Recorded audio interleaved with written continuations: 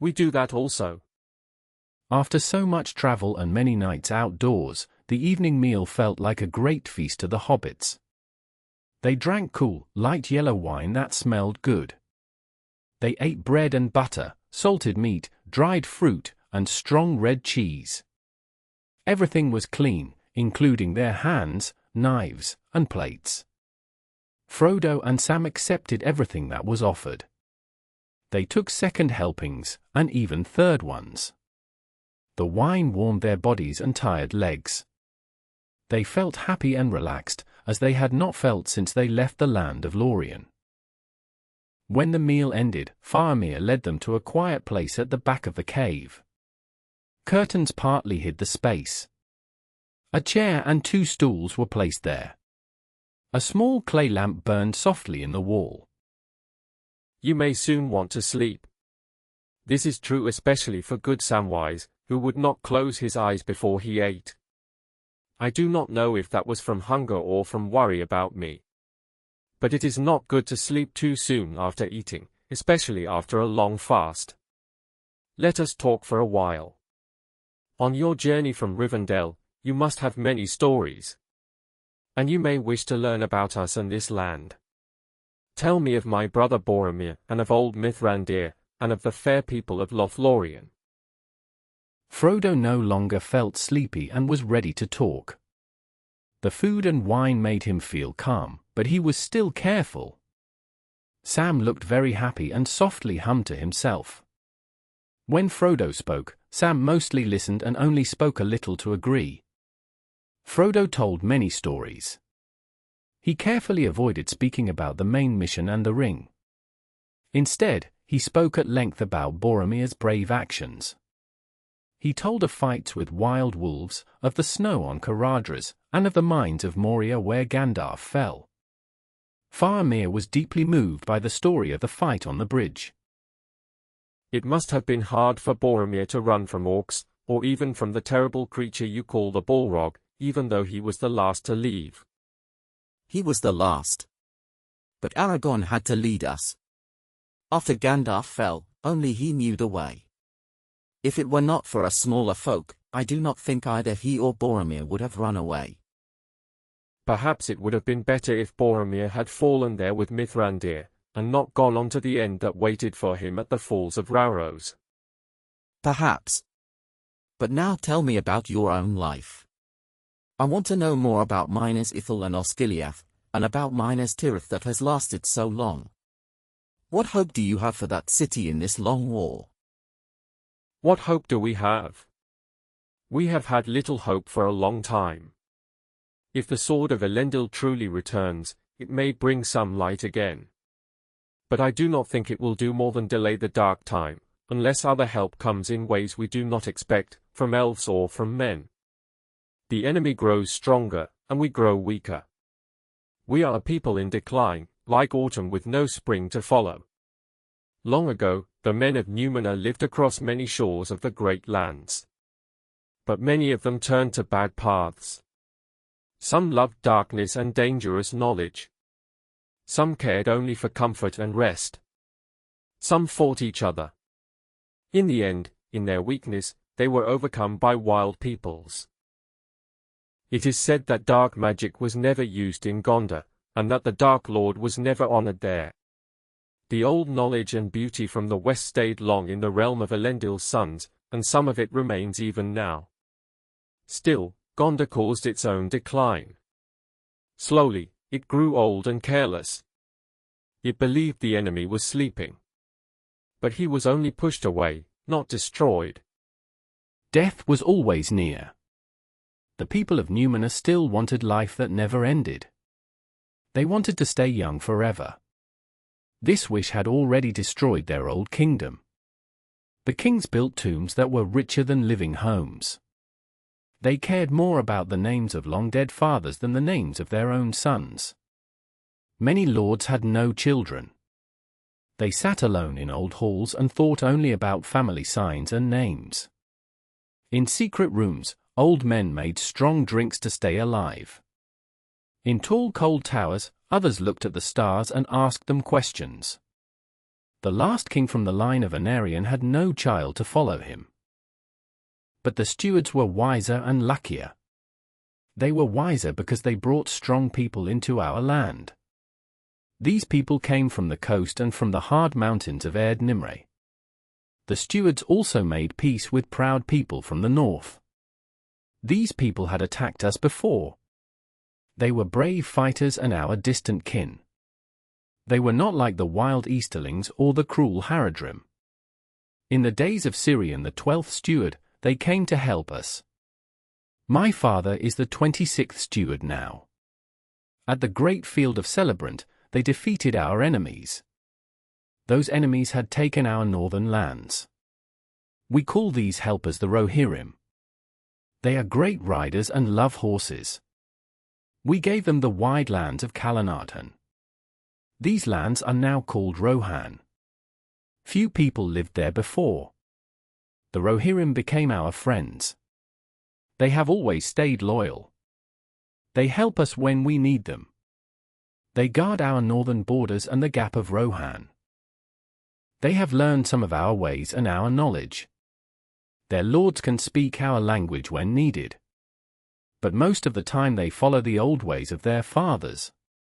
They keep their own stories and speak their own northern tongue. We love them. The men are tall and strong.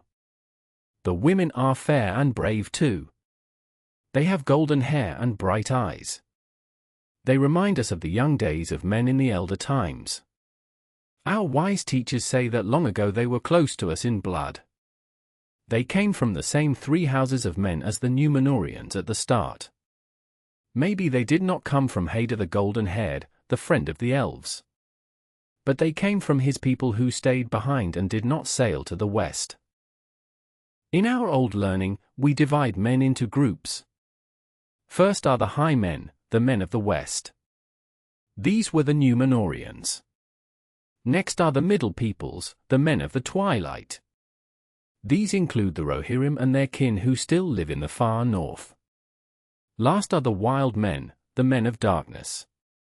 Now the Rohirrim have grown more like us in some ways. They have learned skill and kindness. But we have also grown more like them.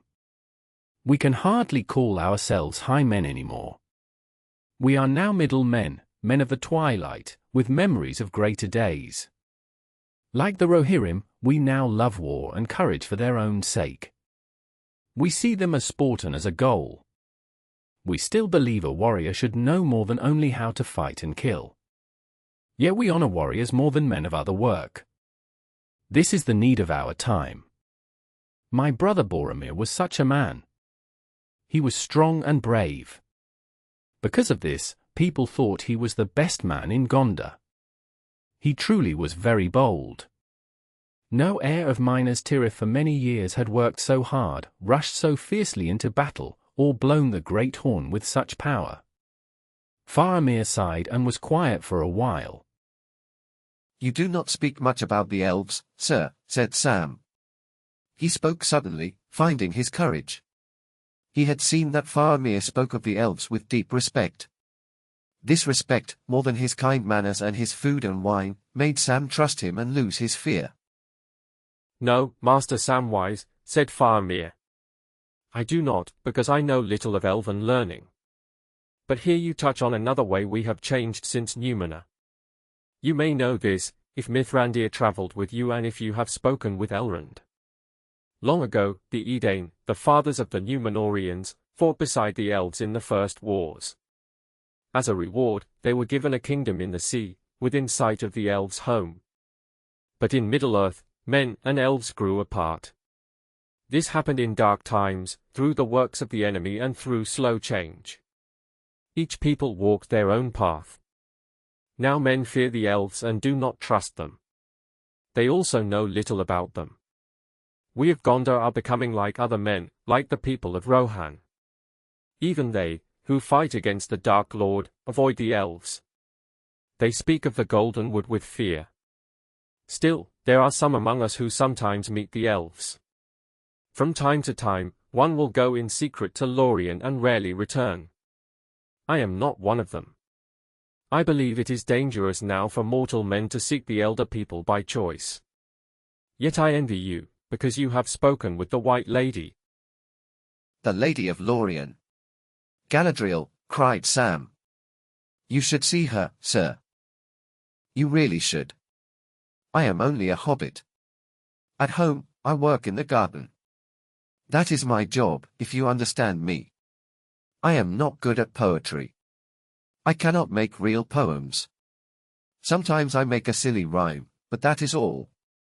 So I cannot say well what I feel. This thing should be sung. You would need Strider, Aragorn I mean, or old Mr. Bilbo. They could do it. But I wish I could make a song about her. She is very beautiful, sir. Truly lovely. Sometimes she is like a big tree full of flowers. Sometimes she is like a small white flower, thin and light. She feels strong, like hard stone, but also gentle, like soft light at night. She can feel warm like the sun, and cold like ice under the stars. She is proud and far away, like a snowy mountain. But she is also happy and bright, like a young girl with flowers in her hair in spring. Still, that is all foolish talk. I miss the true meaning. Then she must be very lovely, said Faramir. Dangerously beautiful. I do not know about dangerous, said Sam. I think people bring danger with them into that land. Then they find it there because it was already inside them. Maybe you can call her dangerous because she is very strong in herself. A person could hurt himself because of her, like a ship breaking on rocks, or like a hobbit falling into a river. But the rock or the river would not be at fault. Now Borrow. He stopped and his face turned red. Yes? Boromir, you mean? What would you say? That he brought his danger with him? Yes, sir, with respect, said Sam. And your brother was a fine man, if I may say so. But you have been close to the truth all this time. I watched Boromir and listened to him, from Rivendell all the way down the road. I did it to protect my master, and I meant no harm to Boromir. But I think that in that land he saw clearly what I had already guessed. He saw what he wanted. From the first moment he saw it, he wanted the enemy's ring. Sam! Cried Frodo in shock. He had been lost in thought and only now understood. Help me, said Sam. There I go again. When you open your big mouth, you say the wrong thing. My old father always said that to me. Oh dear, oh dear. Now listen, sir. Do not use this chance against my master just because his servant is a fool. You have spoken kindly all this time. You talked about elves and fine things, and that made me trust you. But kind words must be proved by kind actions. Now is the time to show what sort of man you are. So it seems, said Faramir slowly and very softly. So this is the answer to every question. The One Ring, thought to be lost forever. And Boromir tried to take it by force? And you escaped? And you ran all this way to me? And now, here in the wild, I have you. Two small folk, the ring of all rings, and many men who obey me. What a strange piece of luck. A fine chance for Faramir, captain of Gondor, to show his true self. He stood up, tall and firm. His grey eyes shone. Frodo and Sam jumped up from their seats. They stood side by side with their backs to the wall and reached for their swords. The cave became very quiet. All the men stopped talking and looked at them in surprise. Then Faramir sat down again. He laughed softly, and then his face grew serious. Poor Boromir, he said. The test was too hard for him. You have added to my sorrow, you two strange travelers from a far land, carrying great danger for men. But you judge men less fairly than I judge hobbits. We men of Gondor speak the truth. We do not boast often. When we do, we act, or we die trying. I once said that I would not take this thing even if I found it on the road. Even if I were a man who wanted such a thing, and even if I did not fully understand it at that time, my words would bind me like a promise. But I am not such a man. Or I am wise enough to know that some dangers must be avoided. Sit in peace. Be calm, Samwise. If you think you spoke too much, maybe it was meant to happen. Your heart is wise and loyal. It saw more clearly than your eyes. Strange as it sounds, it was safe to tell me this. It may even help the master you love. I will try to turn it to his good, if I can. So be calm. But do not speak this thing aloud again. Once is enough. The hobbits went back to their places and sat very still. The men turned again to their drinks and their talk. They thought their captain had made a small joke with the little guests, and now it was finished. Well, Frodo, now we understand each other. If you took this burden because others asked you, and not because you wanted it, then I respect you. I feel kindness and honor for you. I am surprised by you. You keep this thing hidden and you do not use it. Your people are new to me. Your world feels new to me too. Are all your people like you? Your land must be calm and happy. Gardeners there must be very important. Not everything is good there. But yes, gardeners are respected. But even in gardens, people grow tired. All things under the sun grow tired. You are far from home and very tired now. No more talk tonight.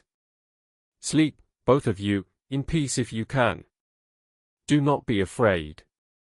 I do not wish to see the thing, or touch it, or know more about it. I know enough. If I knew more, danger might come to me, and I might fail more than Frodo, son of Drogo. Go now and rest.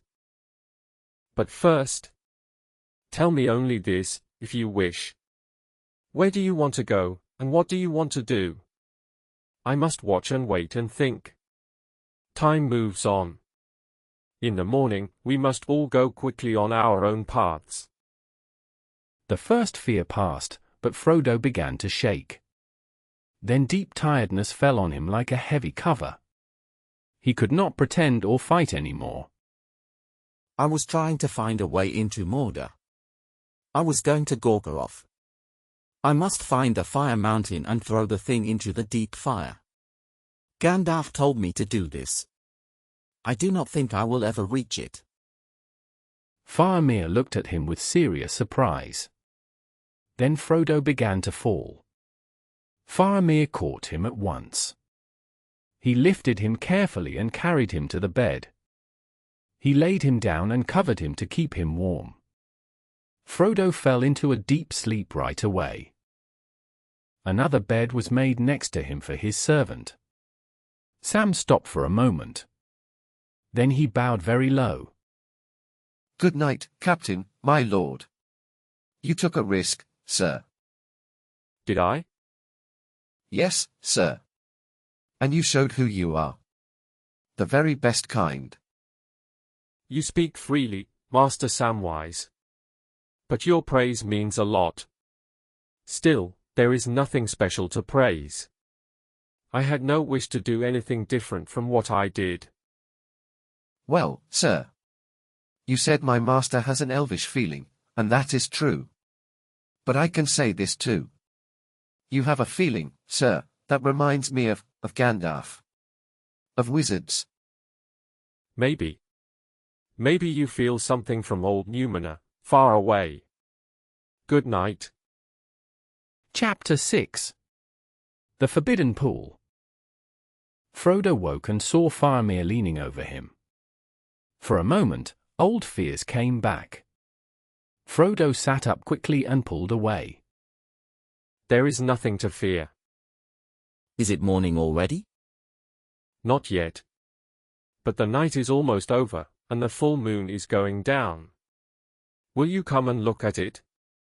There is also something I want to ask you about. I am sorry to wake you, but will you come with me? I will, said Frodo. He stood up and felt cold as he left the warm blankets and skins. The cave felt cold without a fire. The sound of the water was loud in the quiet place. He put on his cloak and walked after Faramir. Sam woke up suddenly, as if he was meant to watch. He saw his master's bed was empty and jumped to his feet.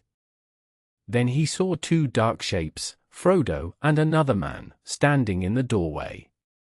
Soft white light filled the opening. Sam hurried after them. He passed many men sleeping on beds along the wall. When he passed the cave mouth, he saw the curtain shining like white silk and silver threads in the moonlight. But he did not stop to look. He turned and followed Frodo through a small door in the cave wall. They walked through a dark tunnel. Then they climbed many wet stone steps. They came to a small flat place cut into the rock. Pale light came down from the sky above through a deep narrow opening. From there, two stairways went in different ways. One went up toward the stream. The other turned left. They chose the left way. It went up in a slow turn, like stairs in a tower. At last they came out into the open air. They stood on a wide flat rock with no wall around it. On their right side, to the east, water rushed down over many levels of stone. It flowed fast into a smooth channel and moved strongly near their feet. Then it fell straight down into a deep dark space on their left. A man stood near the edge. He was quiet and looked down. Frodo watched the smooth shapes of the water as it moved and fell. Then he lifted his eyes and looked far away. The world felt cold and still, as if morning was close. Far in the west, the full moon was going down, round and white. Light mist moved in the wide valley below. It looked like silver smoke. Under it, the river Anduin flowed quietly in the night. Beyond that, a dark shape rose up. In it, high white mountain peaks shone like sharp white lines. These were the white mountains of Gondor, covered with snow. Frodo stood there for some time. He felt a small shake run through his body. He wondered where his old friends were. Were they walking, sleeping, or lying dead under the mist? He asked himself why he was brought here out of his sleep. Sam also wanted to know why they were here. He spoke in a low voice, thinking only Frodo could hear him. "It is a fine view, Mr. Frodo," he said. "But it feels cold inside and outside. What is happening?" Faramir heard him and answered. The moon is setting over Gondor. The moon looks once more at the old mountain Mindoluin. It is worth feeling cold for that. But that is not why I brought you here. As for you, Samwise, you came because you are always alert. You will get some wine later. Now, look. He stepped closer to the edge where the other man stood. Frodo went with him. Sam stayed back. He did not feel safe on the high wet rock. Faramir and Frodo looked down. Far below, they saw white water fall into a foaming pool. The water moved in a dark circle and then flowed out through a narrow gap. After that, it went on more calmly. Moonlight still touched the water and shone on the small waves. Then Frodo noticed a small dark shape on the near side of the pool. As he watched, it went under the water and disappeared beyond the falling water. It moved quickly and smoothly through the dark stream. Faramir spoke to the man beside him. What do you think it is, Aragorn? A squirrel? Or a bird that fishes? Do such birds live in dark pools at night?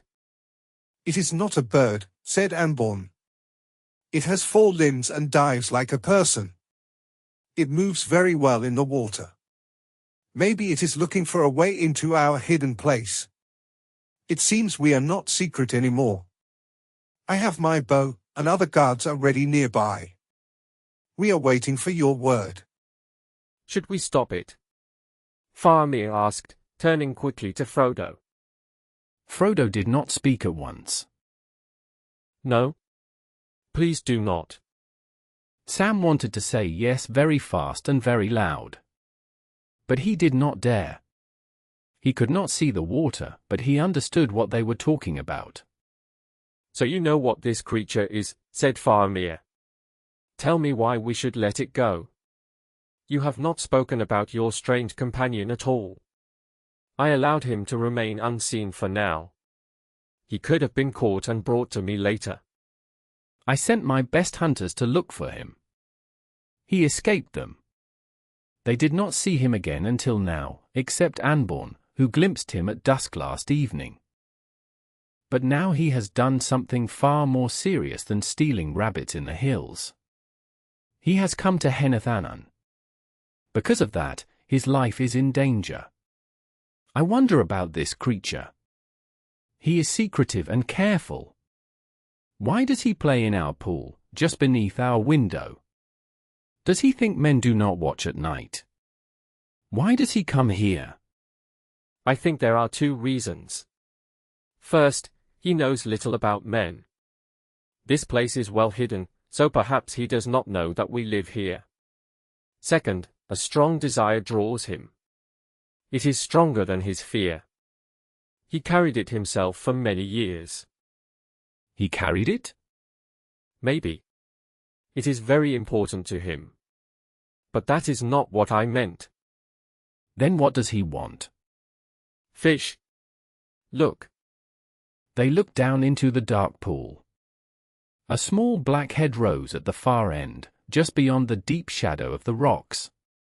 There was a quick silver flash and small ripples in the water. The creature swam to the edge and climbed out like a frog. It sat at once and began to eat a small silver fish. The moon was almost hidden behind the stone wall at the end of the pool. Fish. That is a safer hunger. Or perhaps not. Fish from this pool may cost him everything. I have him in my sight now. Shall I shoot, Captain? The law says death for coming here without leave. Wait, Aragorn. This is not simple. What do you say, Frodo? Why should we spare him? The creature is miserable and very hungry. He does not know he is in danger. Gandalf would not wish him killed for this reason, and for others. He once stopped the elves from killing him. I do not fully understand why. But this creature is bound to my task. Before you found us, he was my guide. Your guide. This grows stranger. I would do much for you, Frodo. But I cannot let him go free. He must be taken, or killed if that fails. Yet how can we catch something so quick without an arrow? Let me go down to him quietly.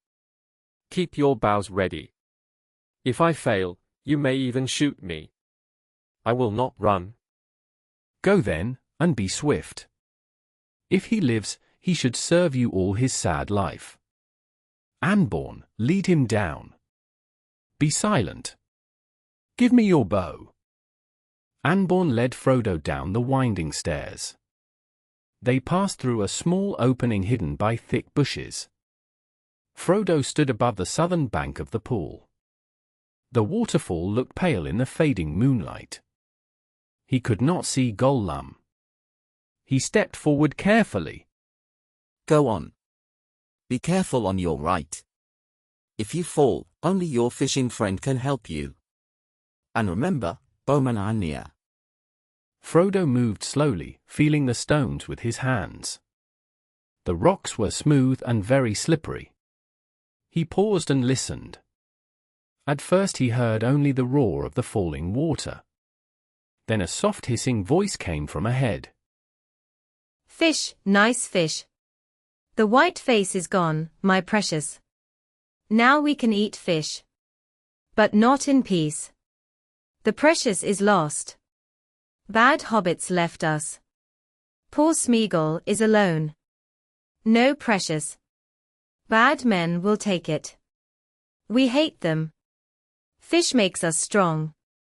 We will stop them, if we can. Nice fish. Nice fish. The sound went on, almost without stopping, like the waterfall. It only stopped for small wet noises of eating and swallowing. Frodo felt cold and shook. He listened with pity and also with strong dislike. He wished the sound would end. He wished he would never hear that voice again. Aragorn was not far behind him. Frodo could go back and ask him to call the men to shoot. They could come close while Gollum was busy eating and not watching. One good shot would end the voice forever. But Frodo said no to himself. Gollum now had a right to his help.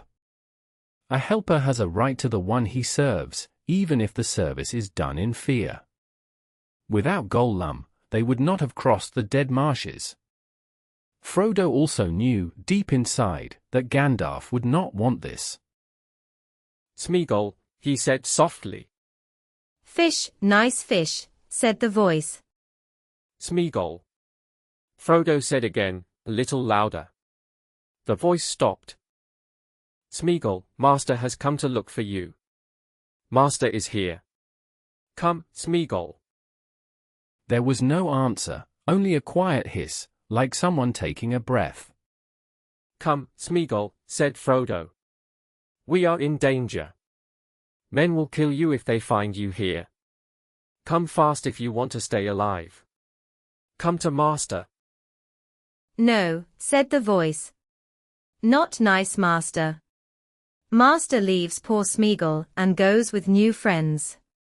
Master can wait. Smeagol is not finished. There is no time, said Frodo. Bring the fish with you. Come. No. Must finish fish. Smeagol. Frodo said in fear. Precious will be angry. I will take Precious and say, make him swallow the bones and choke. Never eat fish again. Come. Precious is waiting. There was a sharp hiss. After a moment, Gollum came out of the dark. He crawled on hands and feet, like a bad dog called back. He had a half-eaten fish in his mouth and another fish in his hand. He came very close to Frodo and smelled him. His pale eyes shone. Then he took the fish from his mouth and stood up. Nice, Master, he whispered. Nice hobbit comes back to poor Smeagol. Good Smeagol comes. Now we go fast. Through the trees, while the stone faces are dark. Yes, come. Yes, we will go soon, said Frodo.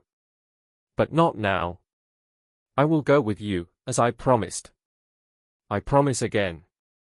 But you are not safe yet. I will help you, but you must trust me. We must trust, Master, said Gollum with doubt. Why? Why not go now? Where is the other one, the hard rude hobbit? Where is he? Up there, said Frodo, pointing to the waterfall. I will not go without him. We must go back to him. Frodo felt heavy in his heart. This felt like a trick. He did not truly fear that Faramir would kill Gollum, but he would likely tie him and keep him. To Gollum, this would feel like a lie. Gollum would never understand that Frodo was trying to save him. Frodo did not know what else to do. He wanted to keep his word to both sides as much as he could. Come, he said. Or Precious will be angry. We are going back now, up the stream. Go on. You go in front. Gollum crawled close to the edge for a short way. He sniffed and watched carefully. Then he stopped and lifted his head. Something is there, he said. Not a hobbit. Suddenly he turned back. A green light shone in his wide eyes. Master, Master, he hissed. Bad. Tricksy. False. He spat and reached out with his long arms and white fingers. At that moment, the dark shape of Aragorn rose behind him and caught him. A strong hand held him firmly. Gollum twisted very fast, wet and slippery. He moved like an eel and fought like a wild animal. Then 2 more men came from the shadows. "Be still," said one. "Be still." Gollum stopped fighting. He became weak and began to cry and sob. They tied him, not very gently. "Please, please," said Frodo. "He is not strong like you. Do not hurt him if you can stop. He will be calmer if you do not. Smeagol. They will not hurt you. I will go with you, and nothing bad will happen to you. Not unless they hurt me too. Trust Master." Gollum turned and spat at him. The men lifted Gollum, covered his eyes, and carried him away. Frodo followed, feeling very sad and sick inside. They went through the opening behind the bushes. Then they went down the steps and passages into the cave. A few torches were burning. Men were moving around. Sam was there. He looked strangely at the quiet bundle the men carried. "Did you get him?" Sam asked Frodo. "Yes." "Well, no," said Frodo. "I did not catch him. He came to me because he trusted me before. I did not want him tied like this. I hope it will be all right. I hate all of this." "So do I," said Sam. "Nothing is ever right when that poor creature is near." A man came and called the hobbits. He led them to a small space at the back of the cave. Faramir sat in his chair. A lamp burned again in the wall above him. He showed them to sit on the stools near him. He gave orders in a calm voice. He asked for wine for the guests, and that the prisoner be brought to him. The servants brought the wine. Then Aragorn came in with Gollum. He took the cover off Gollum's head. He set him on his feet and stood behind him to hold him steady. Gollum blinked slowly. His pale eyes looked tired and cold. He was very weak and unhappy. He was wet and smelled of fish. He still held a fish in his hand. His thin hair hung in dirty strands over his face, and his nose was running. "Let us go. The rope hurts us. It hurts a lot. We did nothing wrong." "Nothing? Have you really done nothing that deserves to be tied or punished? That is not for me to decide now. But tonight you came to a place where coming means death. The fish in this pool are not free. We don't want fish. The price is not for the fish. To come here and see this pool is punished by death. I spared you only because Frodo asked me to. He says you once did something that earned thanks. But you must still answer me. What is your name? Where do you come from? Where are you going? What is your purpose?" We are lost. No name. No work. No precious. Nothing. Only empty. Only hungry. We only wanted a few small fish. They are full of bones. And for that, they say death. Very wise people. Very fair. Not very wise. But maybe fair as we can be. Frodo, untie him. Faramir took a small knife and gave it to Frodo. Gollum did not understand and cried out. He fell to the floor. "Smeagol. You must trust me. I will not leave you. Tell the truth if you can. It will help you." He cut the ropes on Gollum's hands and feet. He helped him stand again.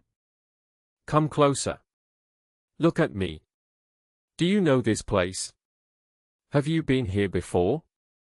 Slowly, Gollum lifted his eyes. He did not want to look, but he did.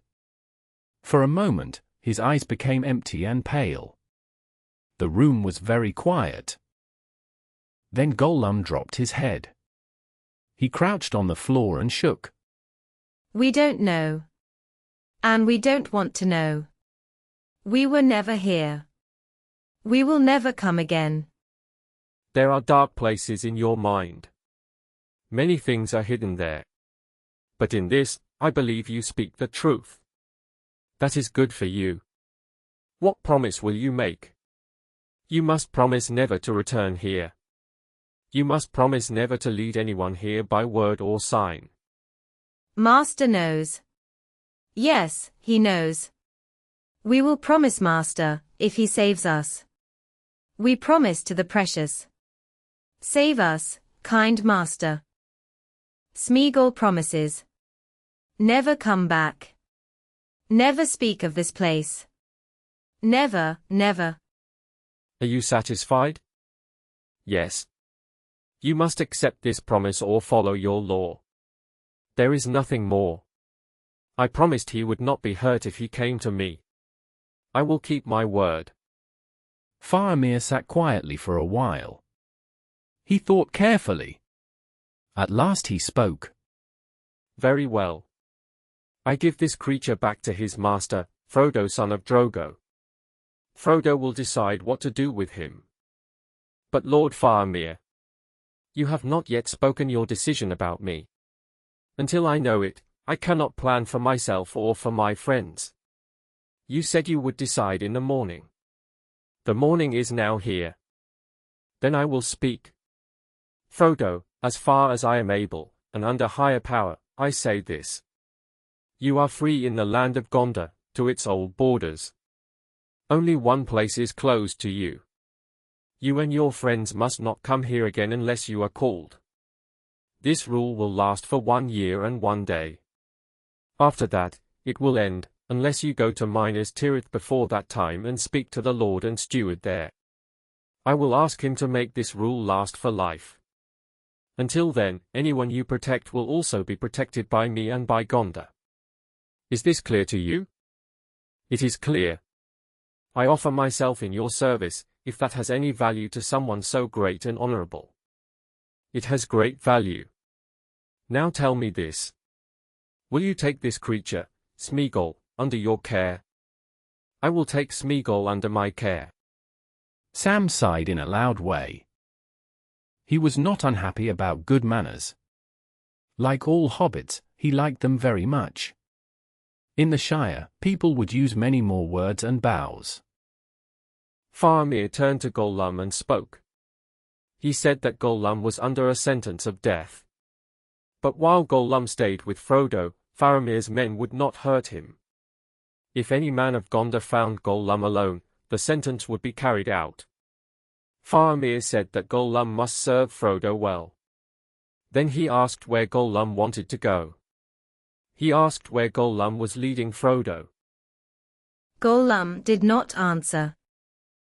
Faramir said this could not stay secret. He ordered Gollum to speak, or the judgment would change. Gollum still said nothing. Frodo then spoke for him. He said Gollum led him to the Black Gate, as he had asked. But the gate could not be passed. Faramir said there was no open gate into that land. Frodo said they then turned away and took the southern road. He said Gollum told him there might be a path near Minas Ithil. Faramir said the name was Minas Morgul. Frodo said he was not sure. He said the path climbed into the mountains on the north side of the valley where the old city stood. It went up to a high narrow place and then down to what lay beyond. Faramir asked if Frodo knew the name of that high pass. Frodo said no. Faramir said it was called Cirith Ungol. Gollum made a sharp sound and began to whisper to himself. Faramir asked if that was the name. Gollum cried no, then made a high sound, as if in pain. He then said yes, they had heard the name once. He said the name did not matter. He said his master had to get in, so they had to try some way. He said there was no other way. Faramir asked how he could know that. He asked who had explored all the Dark Land.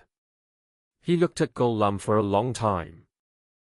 Then he told Aragorn to take the creature away. He said to be kind but to watch him closely. He warned Gollum not to try to jump into the water, because the rocks there would kill him. He told him to leave and take his fish. Aragorn led Gollum out. Gollum went before him in fear. The curtain was closed. Faramir then spoke to Frodo. He said Frodo was acting without wisdom. He said Frodo should not travel with this creature. He said it was evil. Frodo said Gollum was not evil in every way. Faramir said perhaps not fully evil. But he said bad thoughts were eating him and growing stronger. He said Gollum would not lead Frodo to anything good. He offered to send Gollum safely to any place on the border of Gondor if Frodo would leave him. Frodo said Gollum would not accept that. He said Gollum would follow him as he had done for a long time. He said he had promised to protect him and to go where Gollum led. He asked if Faramir wanted him to break his promise. Faramir said no. But he said his heart wished it. He said it felt less wrong to tell another person to break a promise than to do it himself. He said it was hard to watch a friend walk into harm without knowing it. Still, he said that if Gollum went with Frodo, Frodo must bear it. But he said Frodo did not have to go to Cirith Ungol. He said Gollum knew more about it than he had told. He warned Frodo again not to go there. Frodo asked where else he should go. He asked if he should return to the Black Gate and give himself up. He asked what made this place so terrible. Faramir said he knew nothing for sure. He said the men of Gondor no longer traveled east of the road. The younger men had never been there. None of them had walked in the mountains of shadow. They only knew old stories and rumors. But he said there was a dark fear in the passes above Minas Morgul. When the name Cirith Ungol was spoken, old wise men grew pale and stopped talking. He said the valley of Minas Morgul had turned evil long ago. It was feared even when the enemy was far away and Ithilien was still mostly theirs. He said the city was once called Minas Ithil. It was strong, proud, and beautiful, and it was the sister city of their own. It was taken by cruel men who had served the enemy long ago.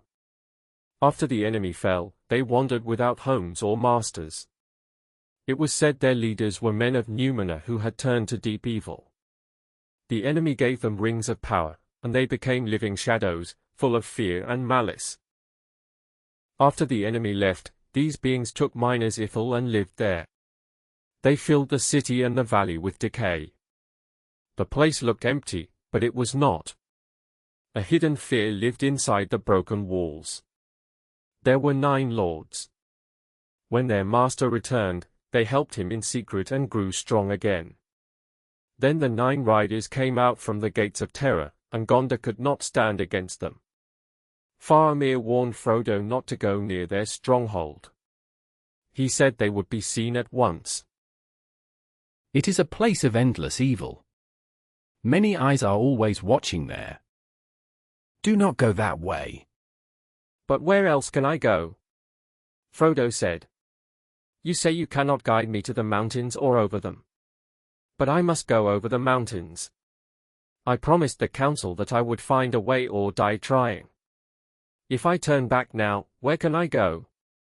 I cannot go to elves or men. Do you want me to go to Gondor with this thing? This is the thing that made your brother lose his mind. What would it do in Minas Tirith? Would there be 2 dark cities facing each other across dead land full of decay? I do not want that, said Faramir. Then what do you want me to do? Frodo asked. I do not know, said Faramir. I only do not want you to die or suffer greatly. And I do not think Mithrandir would have chosen this path. But he is gone, said Frodo. So I must take the paths I can find. There is no time to search for a better way. It is a cruel fate and a task with little hope, said Faramir. But remember my warning. Be careful with this guide, Smeagol. He has killed before. I can see it in him. He sighed. So now we meet and part, Frodo son of Drogo, said Faramir. I will speak plainly. I do not expect to see you again in this world. But you will go with my blessing, and with the blessing of my people. Rest for a short time while food is made ready. I wish to know how this creeping Smeagol came to have the thing, and how he lost it. But I will not ask now. If, by some great hope, you return alive, we will sit in the sun and tell our stories. We will laugh at old sorrow then.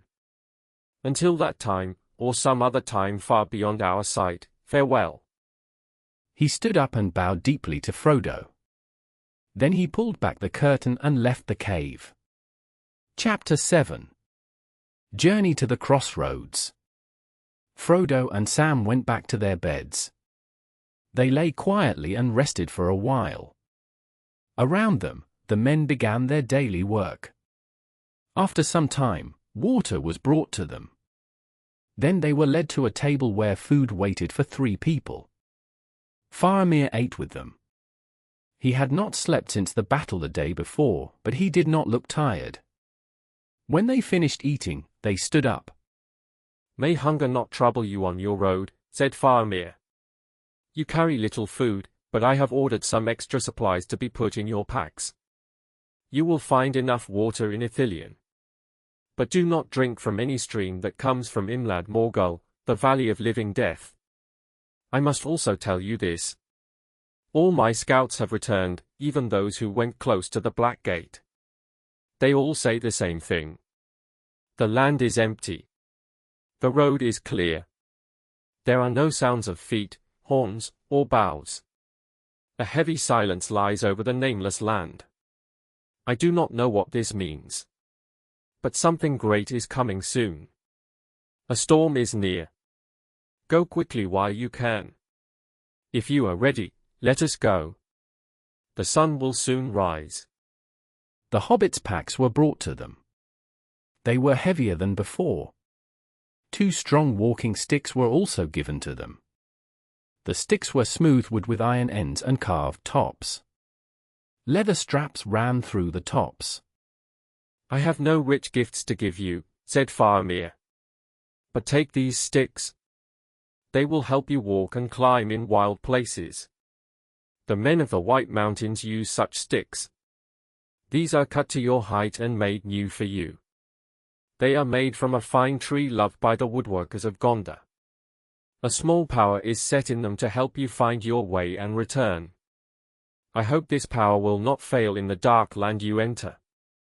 Kind Lord, said Frodo. Elrond once told me I would find friendship on the road, in secret and by surprise. I did not expect friendship like yours. Finding it has turned great evil into great good.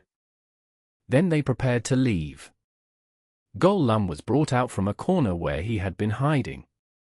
He looked more calm than before. He stayed close to Frodo and did not look at Faramir.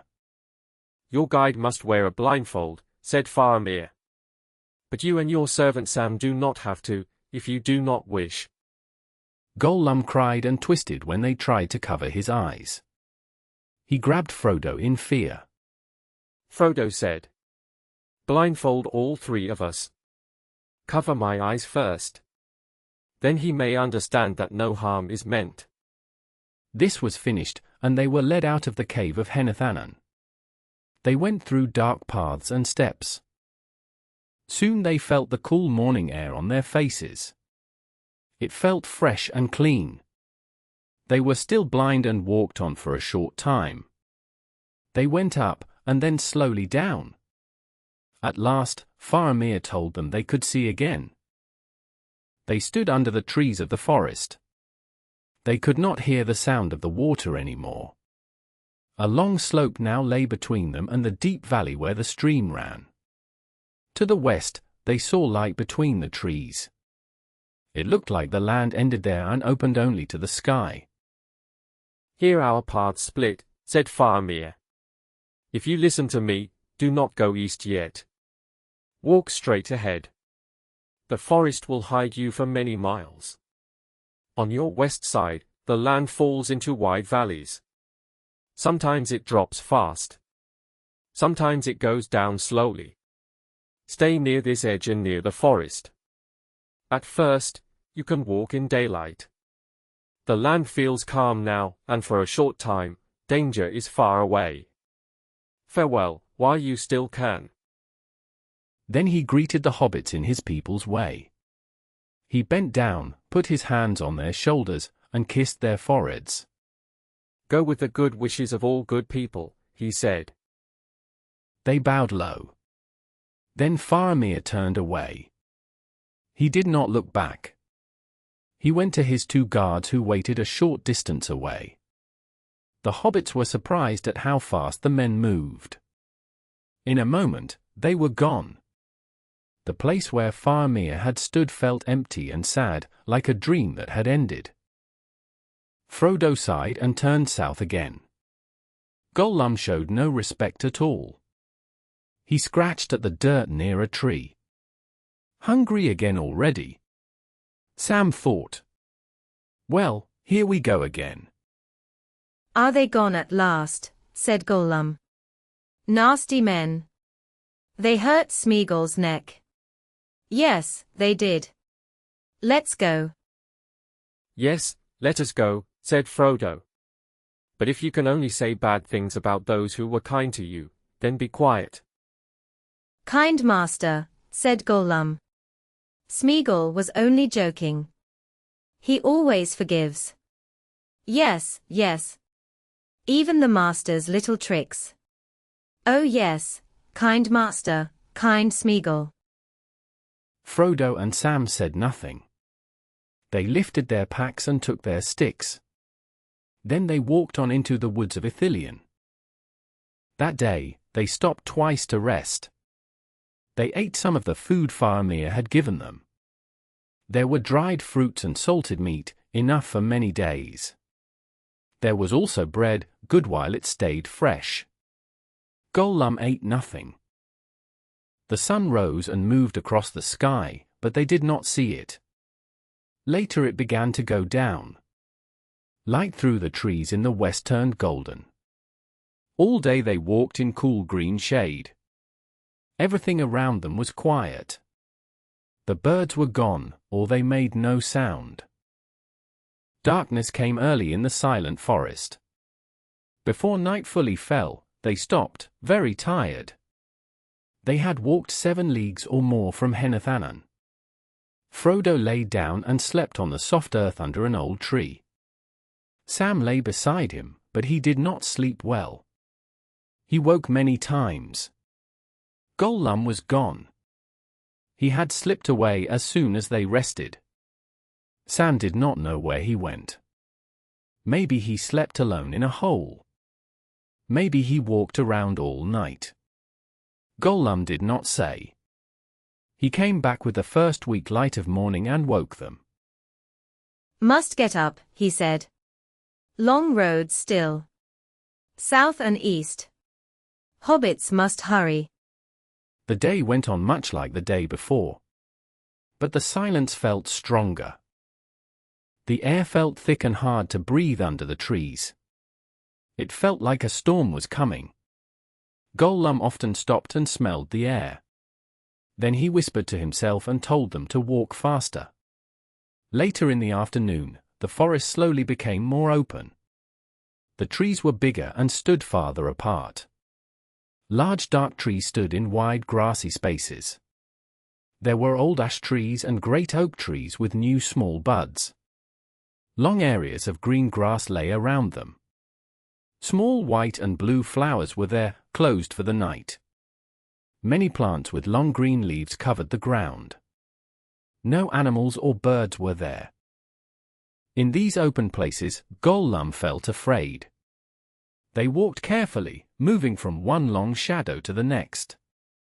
The light faded quickly when they reached the end of the forest. They sat under an old oak tree. Its roots twisted down a steep, broken bank. A deep, dark valley lay in front of them. On the far side, the forest began again. It looked blue and grey in the sad evening light and went far to the south.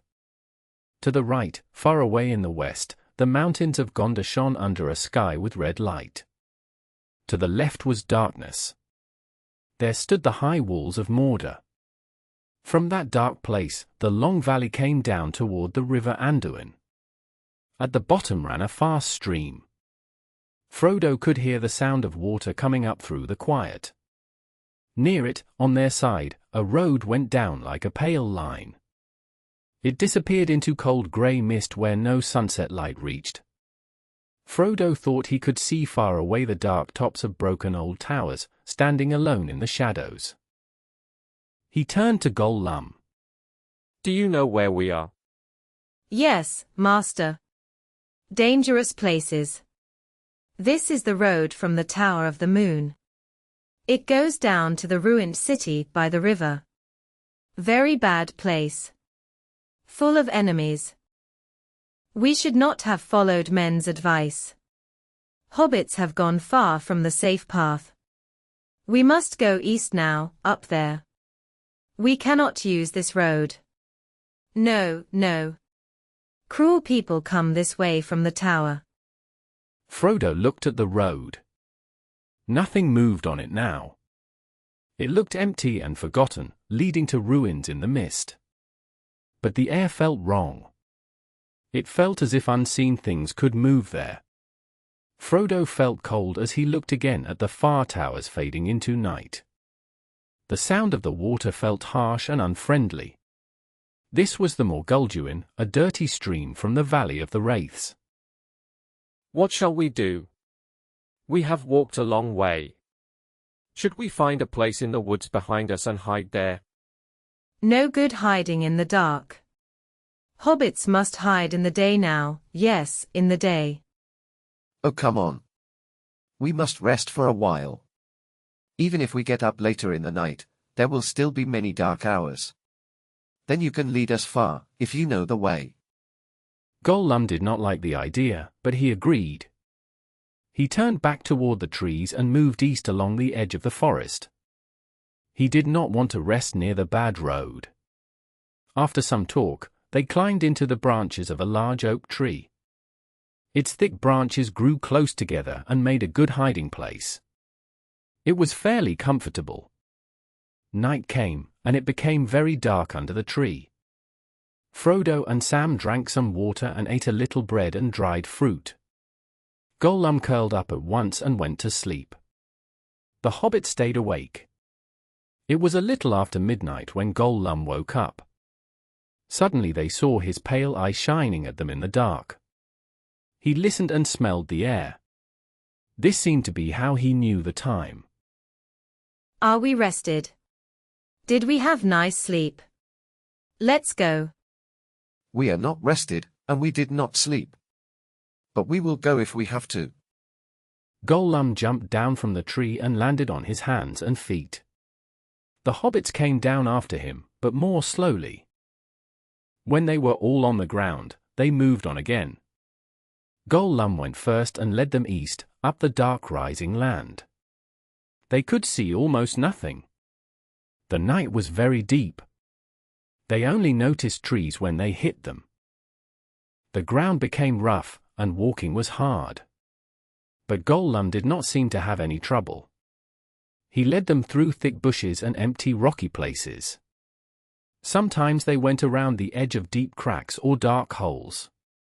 Sometimes they went down into dark dips full of bushes and then climbed out again. Every time they went down, the next slope was longer and steeper. They were climbing all the time. When they stopped for the first time, they looked back. Far behind them, they could just see the tops of the forest they had left. It looked like a huge dark shadow under the black sky. In the east, a great darkness seemed to grow and cover the weak stars. Later, the moon came out from behind clouds, but it looked pale and sickly, with a yellow ring around it. Day soon. Hobbits must hurry. Not safe to stay out in the open here. Hurry. He walked faster, and they followed him, very tired. Soon they climbed onto a long high back of land. Most of it was covered with thick bushes and thorny plants. In some places there were open spaces, where fires had burned before. Near the top, the bushes grew taller and closer. They were old and high, thin below and thick above. Small yellow flowers were opening, shining softly in the dark and giving a light sweet smell. The bushes were so tall that the hobbits could walk under them. They moved through long dry paths, with sharp, dry ground under their feet. On the far edge of the hill, they stopped and crawled under a tight group of thorn bushes to hide. The twisted branches bent down to the ground. Old briars grew over them in a thick mess. Deep inside was a hollow space, like a small room, made of dead branches and covered with new spring leaves. They lay there for some time. They were too tired to eat. They looked out through small gaps and waited for the day to come. But day did not come. Only a dull brown half-light filled the land. In the east there was a dark red glow under heavy clouds. It was not morning light. Across the broken land stood the mountains of Ephel-Duath. Below, they were lost in deep night. Above, their sharp tops stood hard and dark against the red glow. To the right, a great part of the mountains pushed west, black and heavy in the shadows. Which way do we go from here? Is that the way to the Morgul Valley, beyond that dark shape? Do we need to think about that now? Surely we are not going to move again today, if this is day at all. Maybe not, maybe not. But we must go soon. To the crossroads. Yes, the crossroads. That way, master. The red light over Mordor faded. The half-light grew darker as thick clouds rose in the east and moved over them.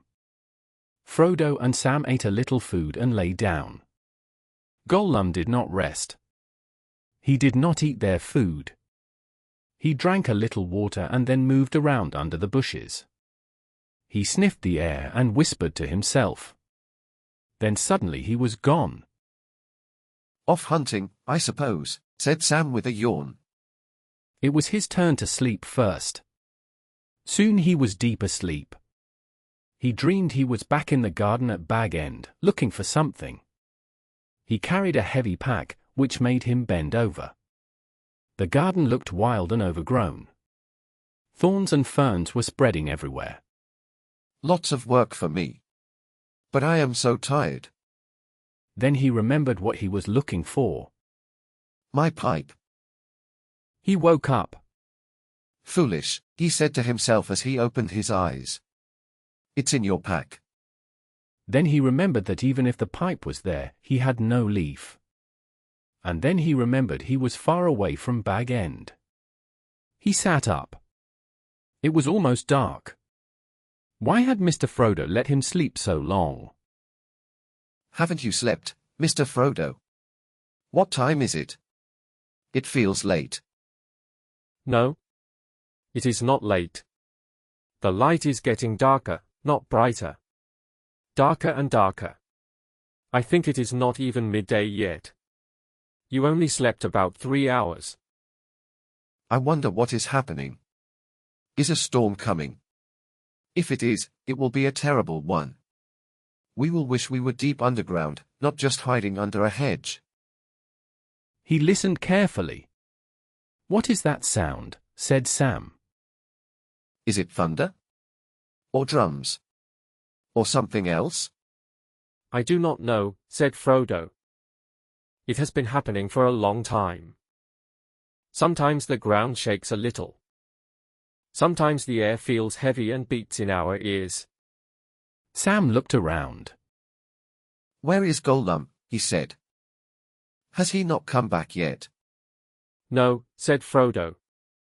I have not seen him or heard him. Well, I do not like him, said Sam. I have never taken anyone on a journey that I would miss less if he was gone. Still, it would be just like him to disappear now, after coming so far, at the very time we might need him. He stopped and added, if he is ever useful at all, which I do not believe. You forget the marshes, said Frodo. I hope nothing bad has happened to him. And I hope he is not planning tricks, said Sam. I also hope he does not fall into other hands. If that happens, we will have big problems. Just then the rolling sound came again. It was louder and deeper. The ground seemed to move under their feet. I think trouble is coming anyway, said Frodo. I fear our journey may soon end. Maybe, said Sam. But while we are alive, there is hope. That is what my old father used to say. And he also spoke a lot about food. Please eat something, Mr. Frodo. Then try to sleep a little. The afternoon, as Sam guessed it was, went on very slowly. From their hiding place he saw a dull world with no shadows. All color slowly faded into dark gray. The air felt close and hard to breathe, but not warm. Frodo slept badly. He turned again and spoke softly. Twice Sam thought he heard him say Gandalf's name. Time felt very long. Then Sam heard a soft hiss behind him. Gollum was there, on his hands and feet, looking at them with bright eyes. Wake up, he whispered. Wake up, sleepers. There is no time. We must go. We must go now. No time to lose. Sam looked at him with doubt. Gollum seemed afraid or too excited. Go now, said Sam. What are you planning? It is not time yet. It cannot even be tea time, at least not in good places. Foolish, whispered Gollum. This is not a good place. Time is going fast. No time to lose. We must go. Wake up, master, wake up. He reached toward Frodo. Frodo woke in surprise, sat up quickly, and held Gollum's arm. Gollum pulled free and moved back. They must not be foolish, he whispered. We must go. No time to lose. He would say nothing more. He did not tell them where he had been or why he was in such a hurry. Sam felt very uneasy and showed it. Frodo said nothing. He sighed, lifted his pack, and got ready to walk into the growing darkness. Gollum led them quietly down the hill. He stayed hidden when he could and moved low to the ground in open places. The light was now very weak. Even sharp-eyed animals would have trouble seeing the hobbits in their grey cloaks. They walked with great care and made no sound. They passed through the land and were gone. For about an hour they walked in silence, one behind the other. The dark and the still air pressed on them. Now and then they heard the low sound again, like far thunder or distant drums in the hills. They went down from their hiding place. Then they turned south and crossed a long, broken slope that rose toward the mountains. Soon they saw trees ahead, like a black wall. As they came closer, they saw the trees were very large and very old. Their tops were broken and thin, as if storms and lightning had hurt them, but their deep roots still held firm. The crossroads, yes, whispered Gollum. These were the first words since they had left their shelter. We must go that way. He turned east and led them up the slope. Then they saw it clearly, the southward road. It curved around the feet of the mountains and then went into the great circle of trees. This is the only way, whispered Gollum. There are no paths beyond the road. No paths. We must go to the crossroads. Hurry. Be quiet. As quietly as spies in an enemy camp, they moved down to the road. They walked along the west side, close to a rocky bank. They looked grey like the stones. Their steps were very soft, like animals that hunt at night. At last they reached the trees. The trees stood in a wide circle with no roof. The middle was open to the dark sky. The spaces between the huge trunks looked like tall dark doors in a broken hall. 4 roads met in the center. Behind them was the road to the Morannon. In front, the road went south for a long way. On their right, the road from Old Osgiliath came up, crossed, and went east into the dark. The 4th road was the one they needed to take. They stood there for a short time, full of fear. Then Frodo noticed a light. He saw it shining on Sam's face. He turned to look. Beyond the branches, he saw the road to Osgiliath. It ran straight down toward the west. Far away, past quiet Gondor now in shadow, the sun was going down. It touched the edge of a wide blanket of clouds. It fell in a red glow toward the calm sea. This last light shone on a great stone figure sitting on a chair. It was still and serious, like the old stone kings by the river. Time had worn it down, and rough hands had harmed it. The head was missing. In its place was a round stone, badly shaped and painted. It showed a smiling face with one large red eye. On the knees, the chair, and the base, there were many careless marks and dark signs used by the people of Mordor. Suddenly, in the low light, Frodo saw the old king's head.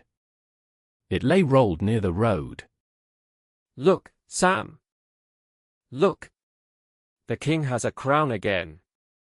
The eyes were empty, and the carved beard was broken. But on the high, hard forehead there was a band of silver and gold. A green plant with small white star flowers had grown across the brow, as if to show respect. In the cracks of the stone hair, small yellow plants were shining. They cannot win forever. Then the moment was over. The sun dropped and disappeared. It was like someone closed a lamp. Night came at once. Chapter 8. The Stairs of Cirith Ungol. Gollum pulled at Frodo's cloak. He whispered in fear and hurry. We must go, we must not stay here. Hurry. Frodo turned away from the west with sadness in his heart. He followed his guide into the dark land of the east. They left the circle of trees and moved quietly along the road toward the mountains. At first, the road was straight. Then it slowly turned to the south. Soon it ran close under a huge wall of rock that they had seen before. The rock rose high above them. It looked black and frightening against the dark sky. The road went on under its shadow. Then it turned east again and began to climb sharply. Frodo and Sam walked on with tired bodies and heavy hearts. They no longer thought much about danger. Frodo walked with his head down. The weight he carried felt strong again. After they passed the great crossroads, the burden grew heavier. In Ithilien, it had felt lighter, but not now. When the road became steep, Frodo looked up with tired eyes. Then he saw what Gollum had spoken of. He saw the city of the ring-wreaths. Frodo pressed himself against the rocky side of the road in fear. A long narrow valley opened in front of them. It was deep and full of shadow and went far into the mountains. On the far side of the valley, high on dark rock, stood the walls and tower of Minas Morgul. Everything around it was dark, land and sky. Yet the city gave off a strange light. It was not the soft moonlight of the old Tower of the Moon from long ago. This light was weak and pale. It shook and moved like a sick mist. It felt cold and empty. The light did not make things clear. The windows in the walls and tower looked like many black holes. At the top, part of the tower turned slowly, first one way, then the other. It looked like a huge ghost watching the night. For a short time, the three stood still.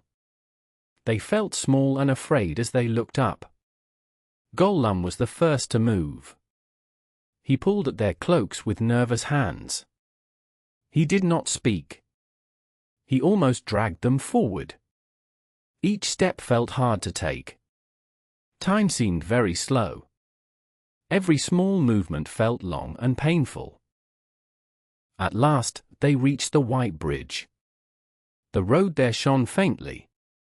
It crossed a stream in the middle of the valley and went on toward the city gate. The gate looked like a dark open mouth in the north wall.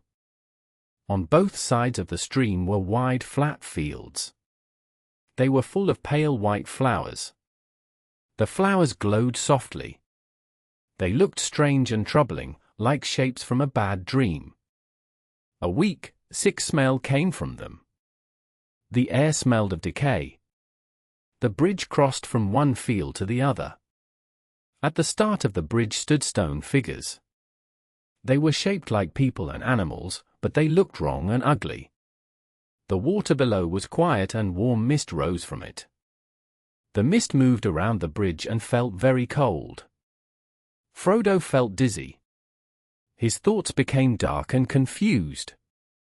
Suddenly, as if something else was guiding him, he began to walk faster. He swayed as he moved, with his hands reaching out and his head moving from side to side. Sam and Gollum ran after him. Sam caught Frodo as he stumbled near the start of the bridge. Not that way. No, not that way. Gollum whispered. His breath sounded sharp in the quiet air. He fell down in fear. Stay with me, Mr. Frodo, Sam said softly into Frodo's ear. Come back. Not that way. Gollum says no, and this time I agree with him. Frodo touched his forehead and forced himself to look away from the city on the hill. The bright tower held his eyes. He felt a strong wish to run up the shining road to its gate. It was hard to stop himself. At last he turned back. As he did, he felt the ring pull at the chain on his neck. It felt like the ring did not want to go. When he looked away, his eyes felt weak, almost blind. Everything in front of him looked thick and dark. Gollum was already moving away. He crawled on the ground like a scared animal and slowly disappeared into the dark.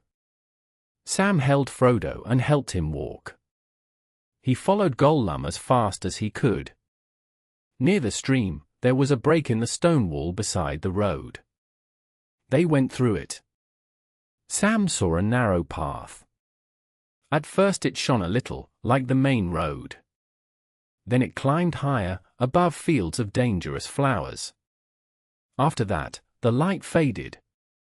The path became dark and twisted as it went up the north side of the valley. The two hobbits walked along this path together.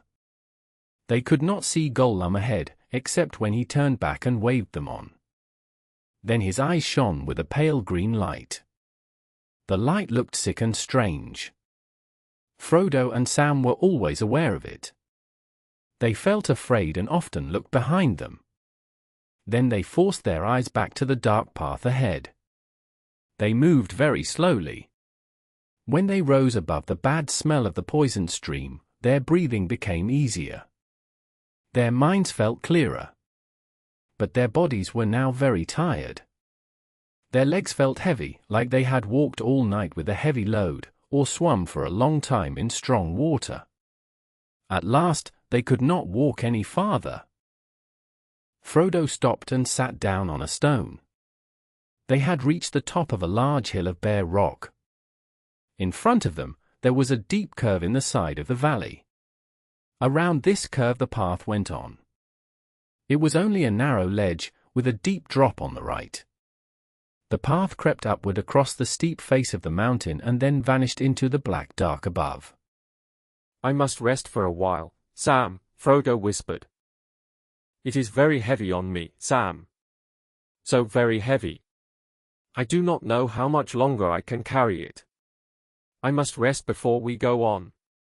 He pointed to the narrow path ahead. SSSH. SSSH. Gollum hissed as he hurried back. He put his fingers to his lips and shook his head. He pulled at Frodo's sleeve and pointed at the path. But Frodo did not move. "Not yet," he said. "Not yet." He felt more than tired. It was like a heavy weight was on his mind and body. "I must rest," he said quietly.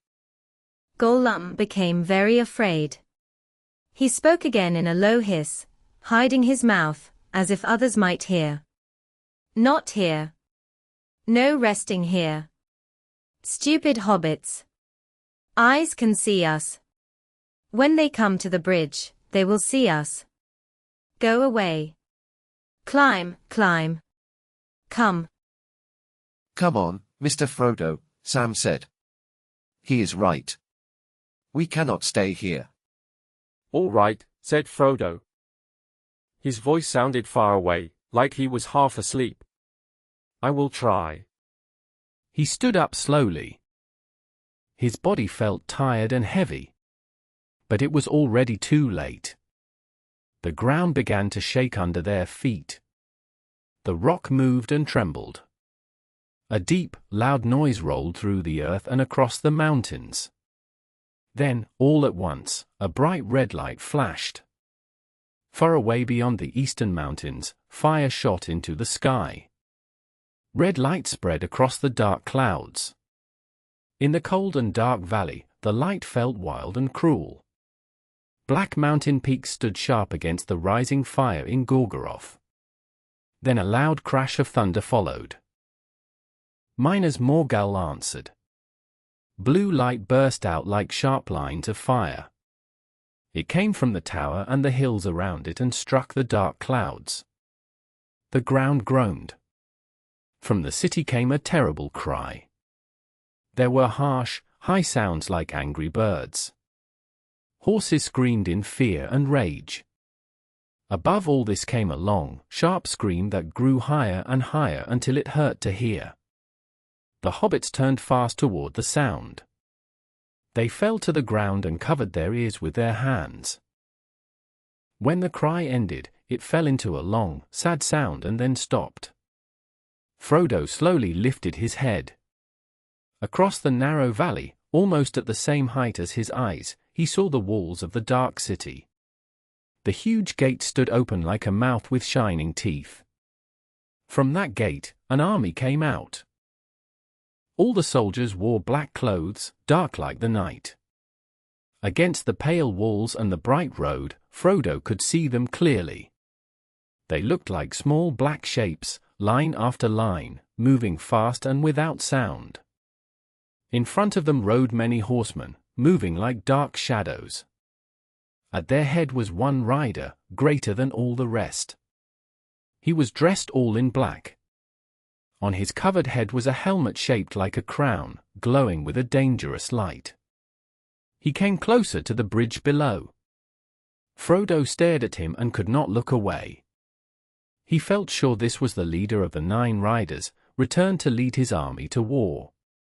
This was the thin, cruel king whose cold hand had struck Frodo before with a deadly knife. The old wound began to ache, and a cold fear spread toward Frodo's heart. While these thoughts filled him with fear and held him still, the rider stopped suddenly at the bridge entrance.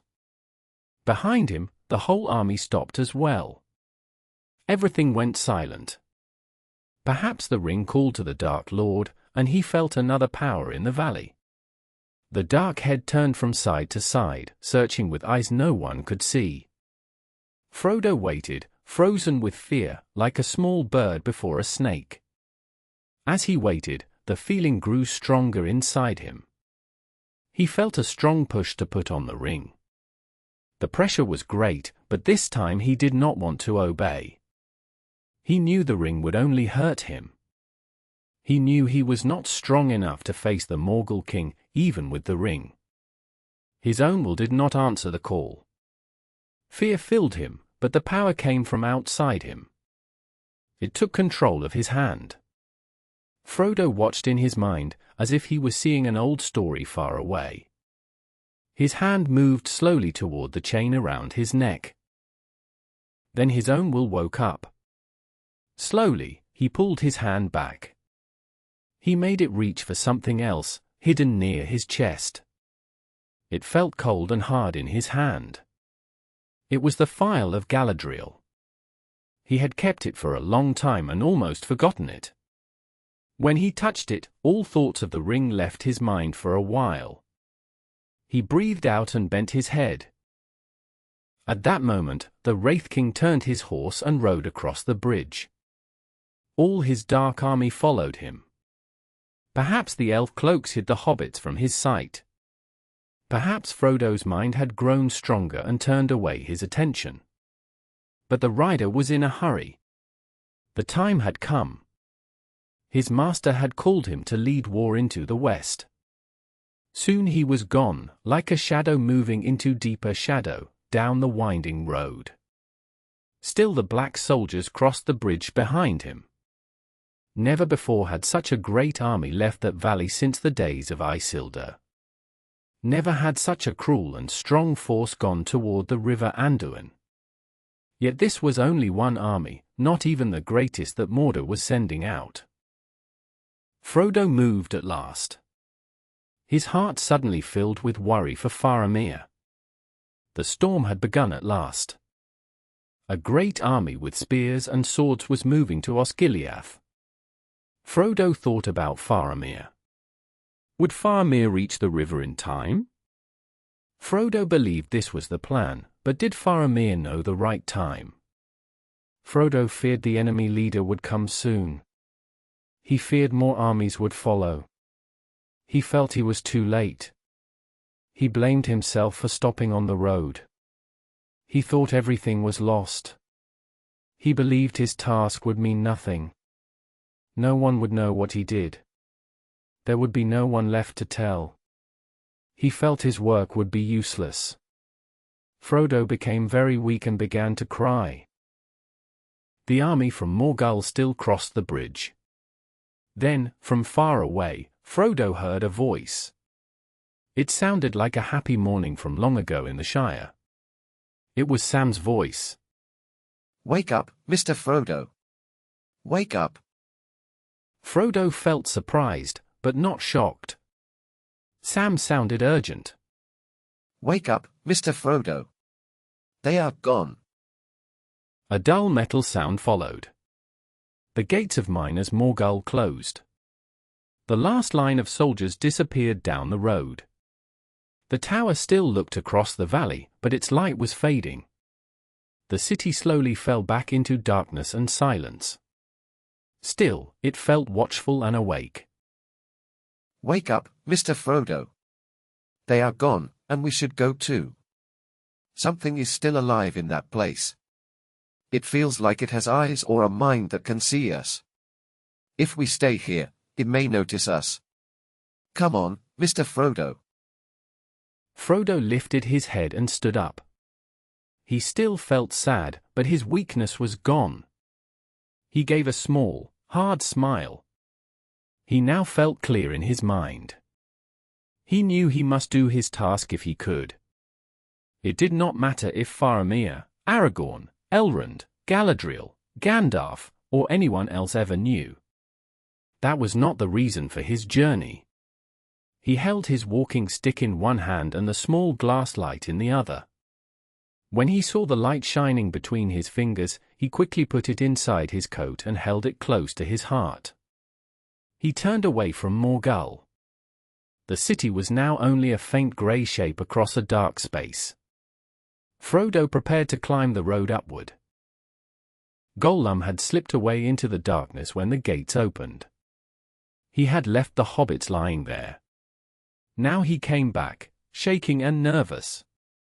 His teeth clicked, and his fingers moved fast. Stupid.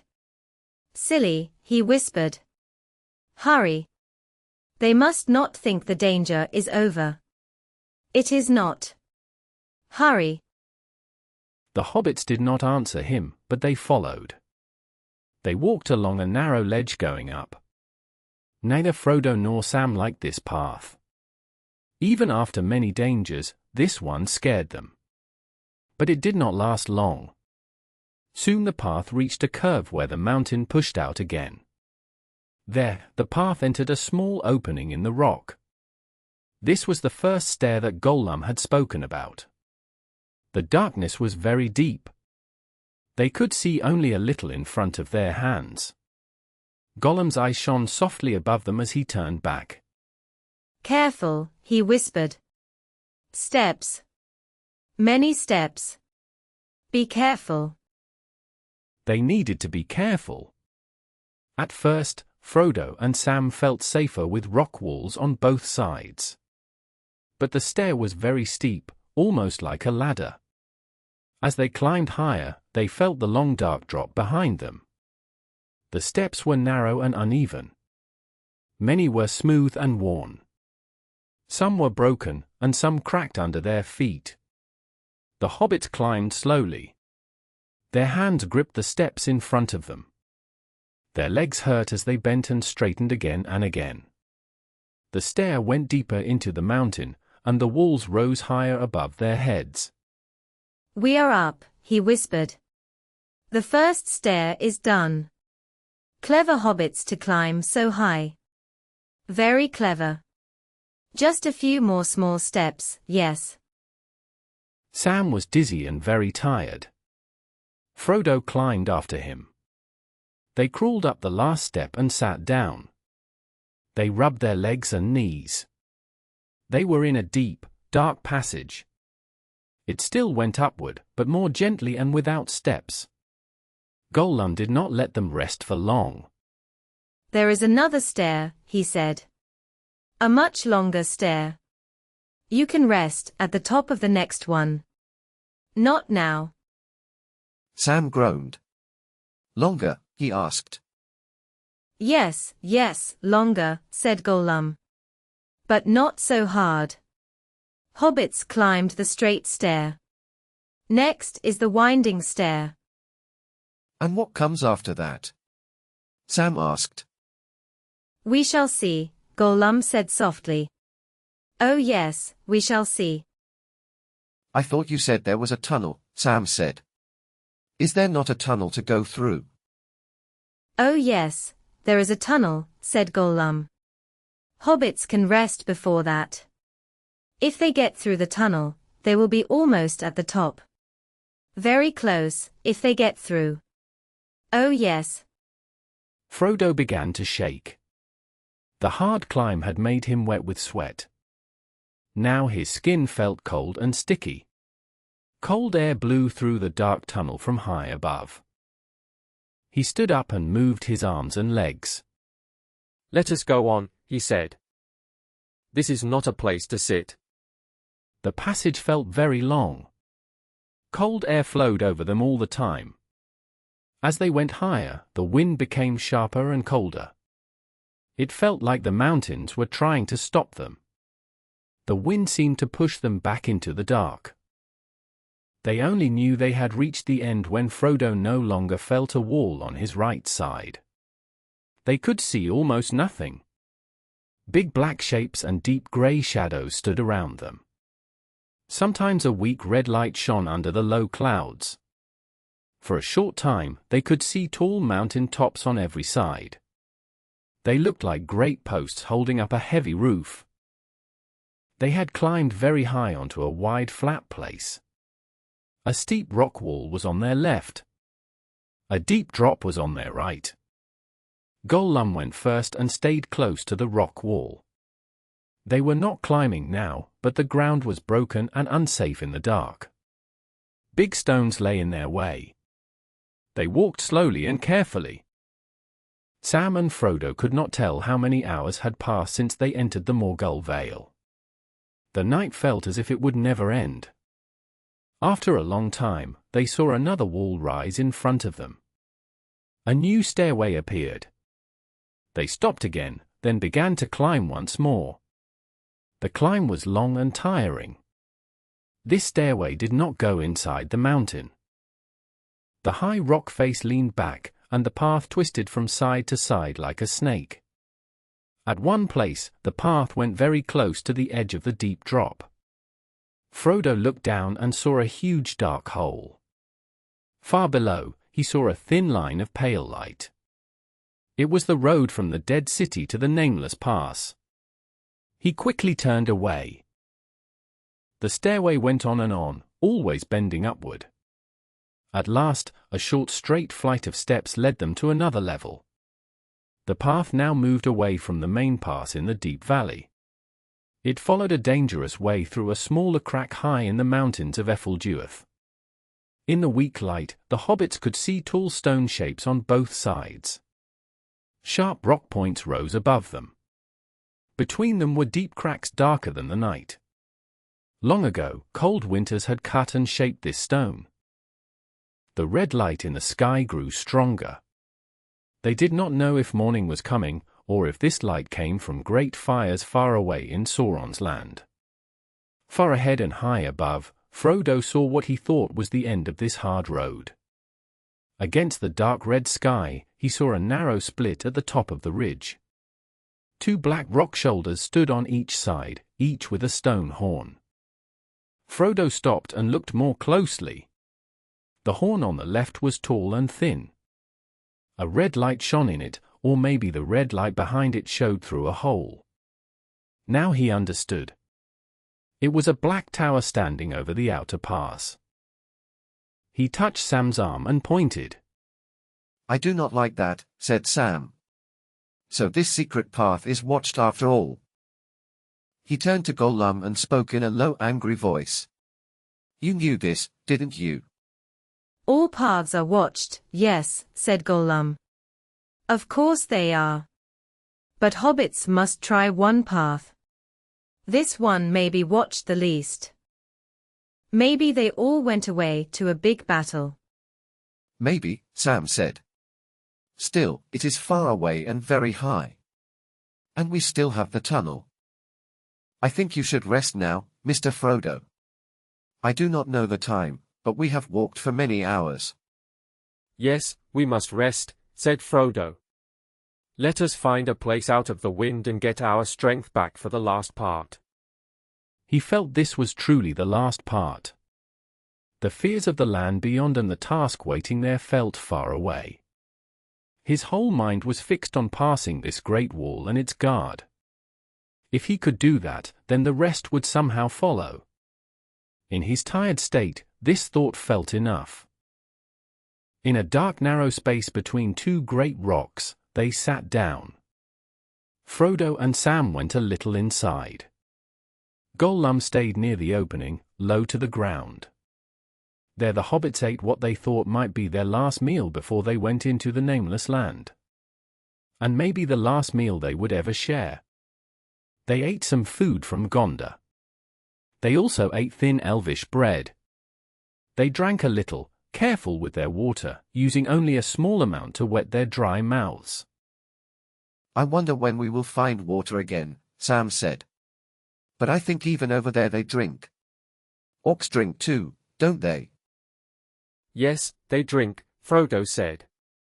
But let us not talk about that. Their drink is not for us. Then we really need to fill our bottles, Sam said. But there is no water here. I hear no sound at all. And Faramir told us not to drink any water in Morgul. He said no water flowing out of Imlad Morgul, Frodo said. We are not in that valley now. If we found a spring, it would flow into it, not out. I don't trust it, Sam said. Not until I am very thirsty. This place feels bad. He smelled the air. There is a smell too. Do you feel it? It is strange and heavy. I don't like it. I don't like anything here, Frodo said. Not the ground, not the air, not anything. Everything feels wrong. But this is the path we must take. Yes, that's true, Sam said. And we would not be here if we had known more before. But it is often like that. In old stories and songs, brave deeds sound exciting. I used to think people went looking for adventures because they wanted fun. Life felt boring, so they chose danger. But the stories that matter are not like that. People are pushed into them. Their path is set, like you said. They often have chances to turn back, like us. But they don't. If they did turn back, no one would remember them. We only hear about the ones who went on. And not all of them had happy endings. Some did not come home safe and easy, like old Mr. Bilbo. Those may not be the nicest stories to hear, but they are the best ones to be inside. I wonder what kind of story we are in. I wonder too, Frodo said. But I don't know. And that is how real stories are. Think of any story you love. You may guess if it ends happy or sad. But the people inside the story do not know. And you would not want them to know. No, of course not, Sam said. Think of Beren. He never thought he would take the Silmaril from the Iron Crown. That place was worse and more dangerous than ours. That story is long. It goes past joy and into sadness. And the Silmaril later went to Eärendil. Wait, sir, I never thought of this before. You have some of that light in the glass the lady gave you. So we are still in the same great story. It is still going. Do great stories ever end? No, not as stories, Frodo said. But the people in them come and go when their part is done. Our part will end later, or maybe sooner. Then we can rest and sleep, Sam said. He gave a hard little laugh. I mean real rest. Just sleep. And waking up to work in the garden in the morning. That is all I hope for. Big plans are not for people like me. Still, I wonder if people will ever tell our story. We are in a story now, but I mean later. Told by the fire. Or read from a big book, many years from now. People will say, let's hear about Frodo and the Ring. And someone will say, that is my favorite story. Frodo was very brave, wasn't he, Dad? And the dad will say, yes, the most famous hobbit of all. That is too much, Frodo said. He laughed, clear and strong, from his heart. That sound had not been heard in that land for a long time. To Sam, it felt like the stones were listening and the tall rocks were leaning closer. Frodo did not care. He laughed again. Sam, he said, when you talk like that, I feel happy, as if the story is already written. But you forgot an important person. Samwise the Brave. I want to hear more about Sam, Dad. Why didn't they write more of what he said? It makes me laugh. And Frodo would not have gone far without Sam, would he? Mr. Frodo, Sam said, you should not joke. I was serious. So was I, Frodo said. And I still am. But now we are moving a bit too fast. You and I, Sam, are still in the darkest part of the story. Many people might say now, close the book, Dad. We do not want to read more. Maybe, but I would not say that.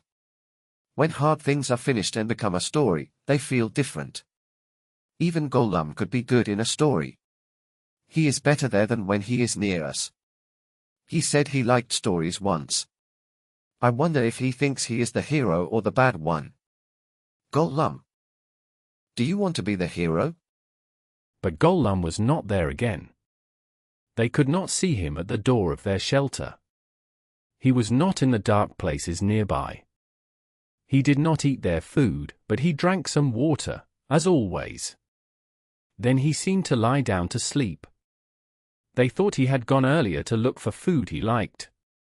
Now he had gone away again while they talked. They did not know why. I do not like him going away without a word, not now. There is no food here for him. There is not even moss. It does not help to worry now. We could not have come this far without him. We are close to the past because of him. So we must accept his ways. If he is not true, then he is not true. Still, I want to watch him.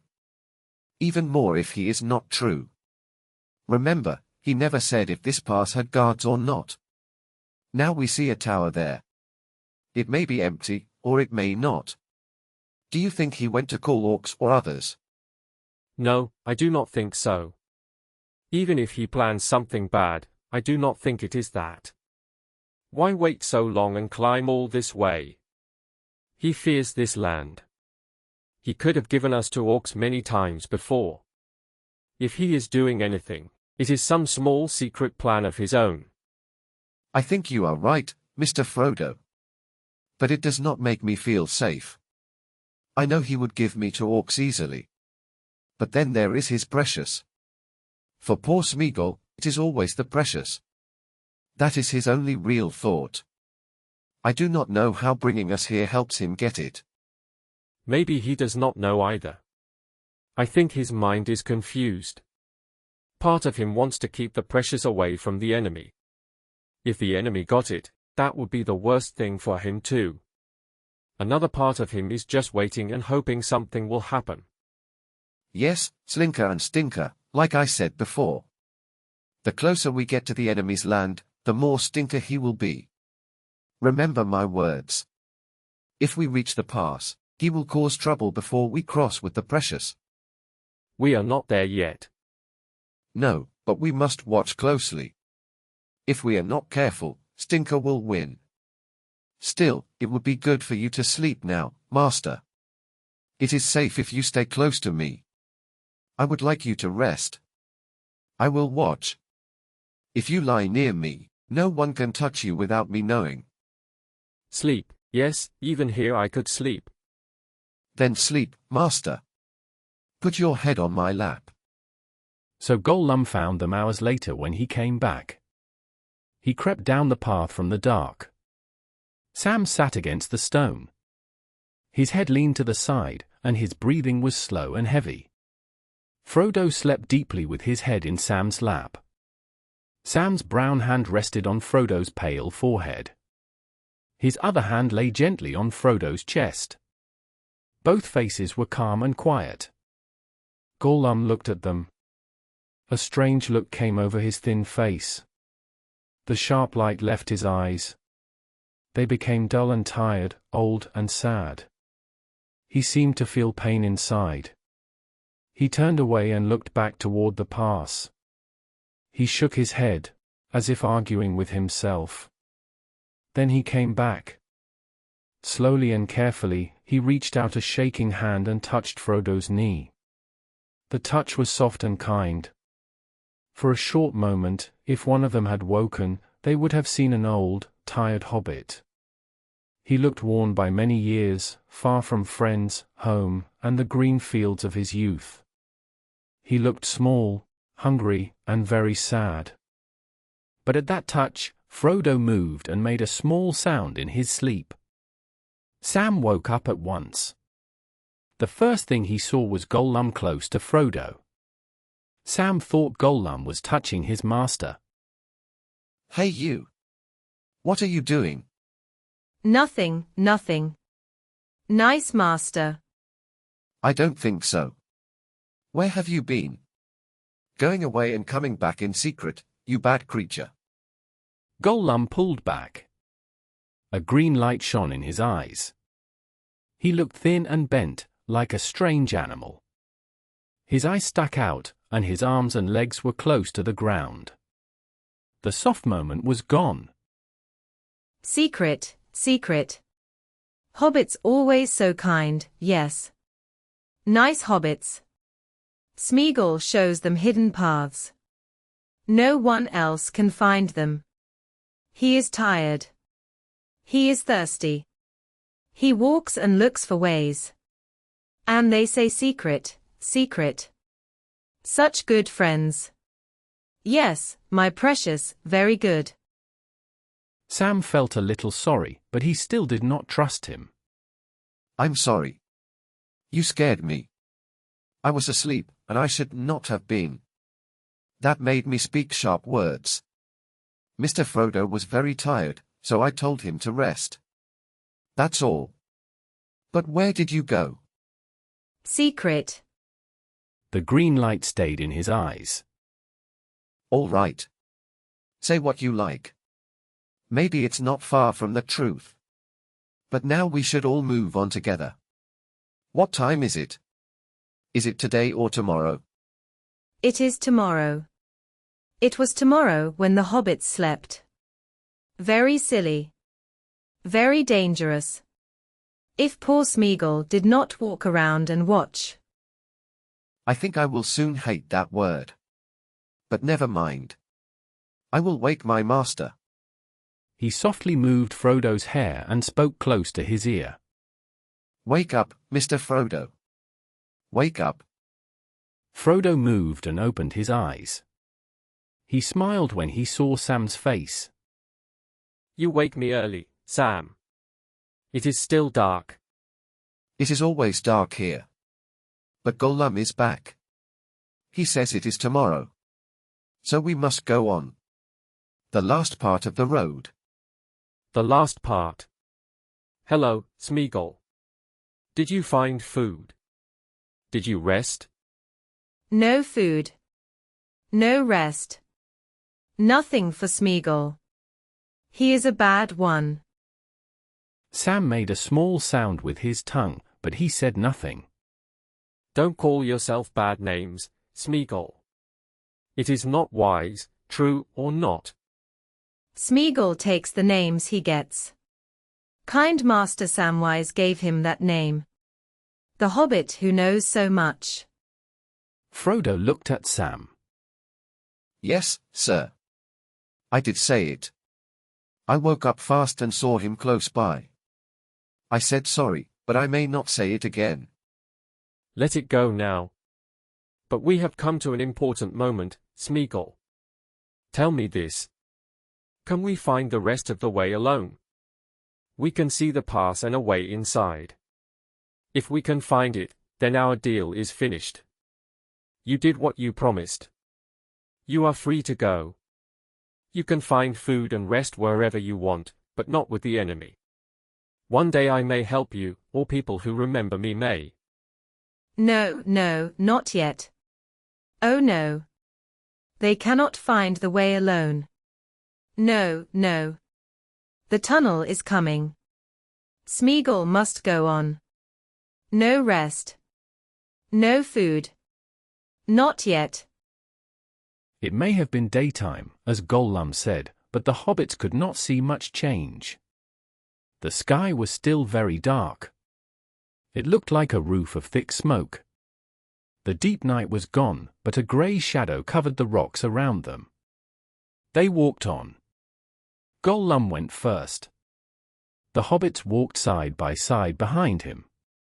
They moved up a long narrow path between tall rocks. The rocks were broken and old. They stood on each side like huge stone shapes. There was no sound. Far ahead, maybe a mile away, stood a great grey wall of stone. It was a high part of the mountain. It looked darker as they came closer. It rose higher and higher.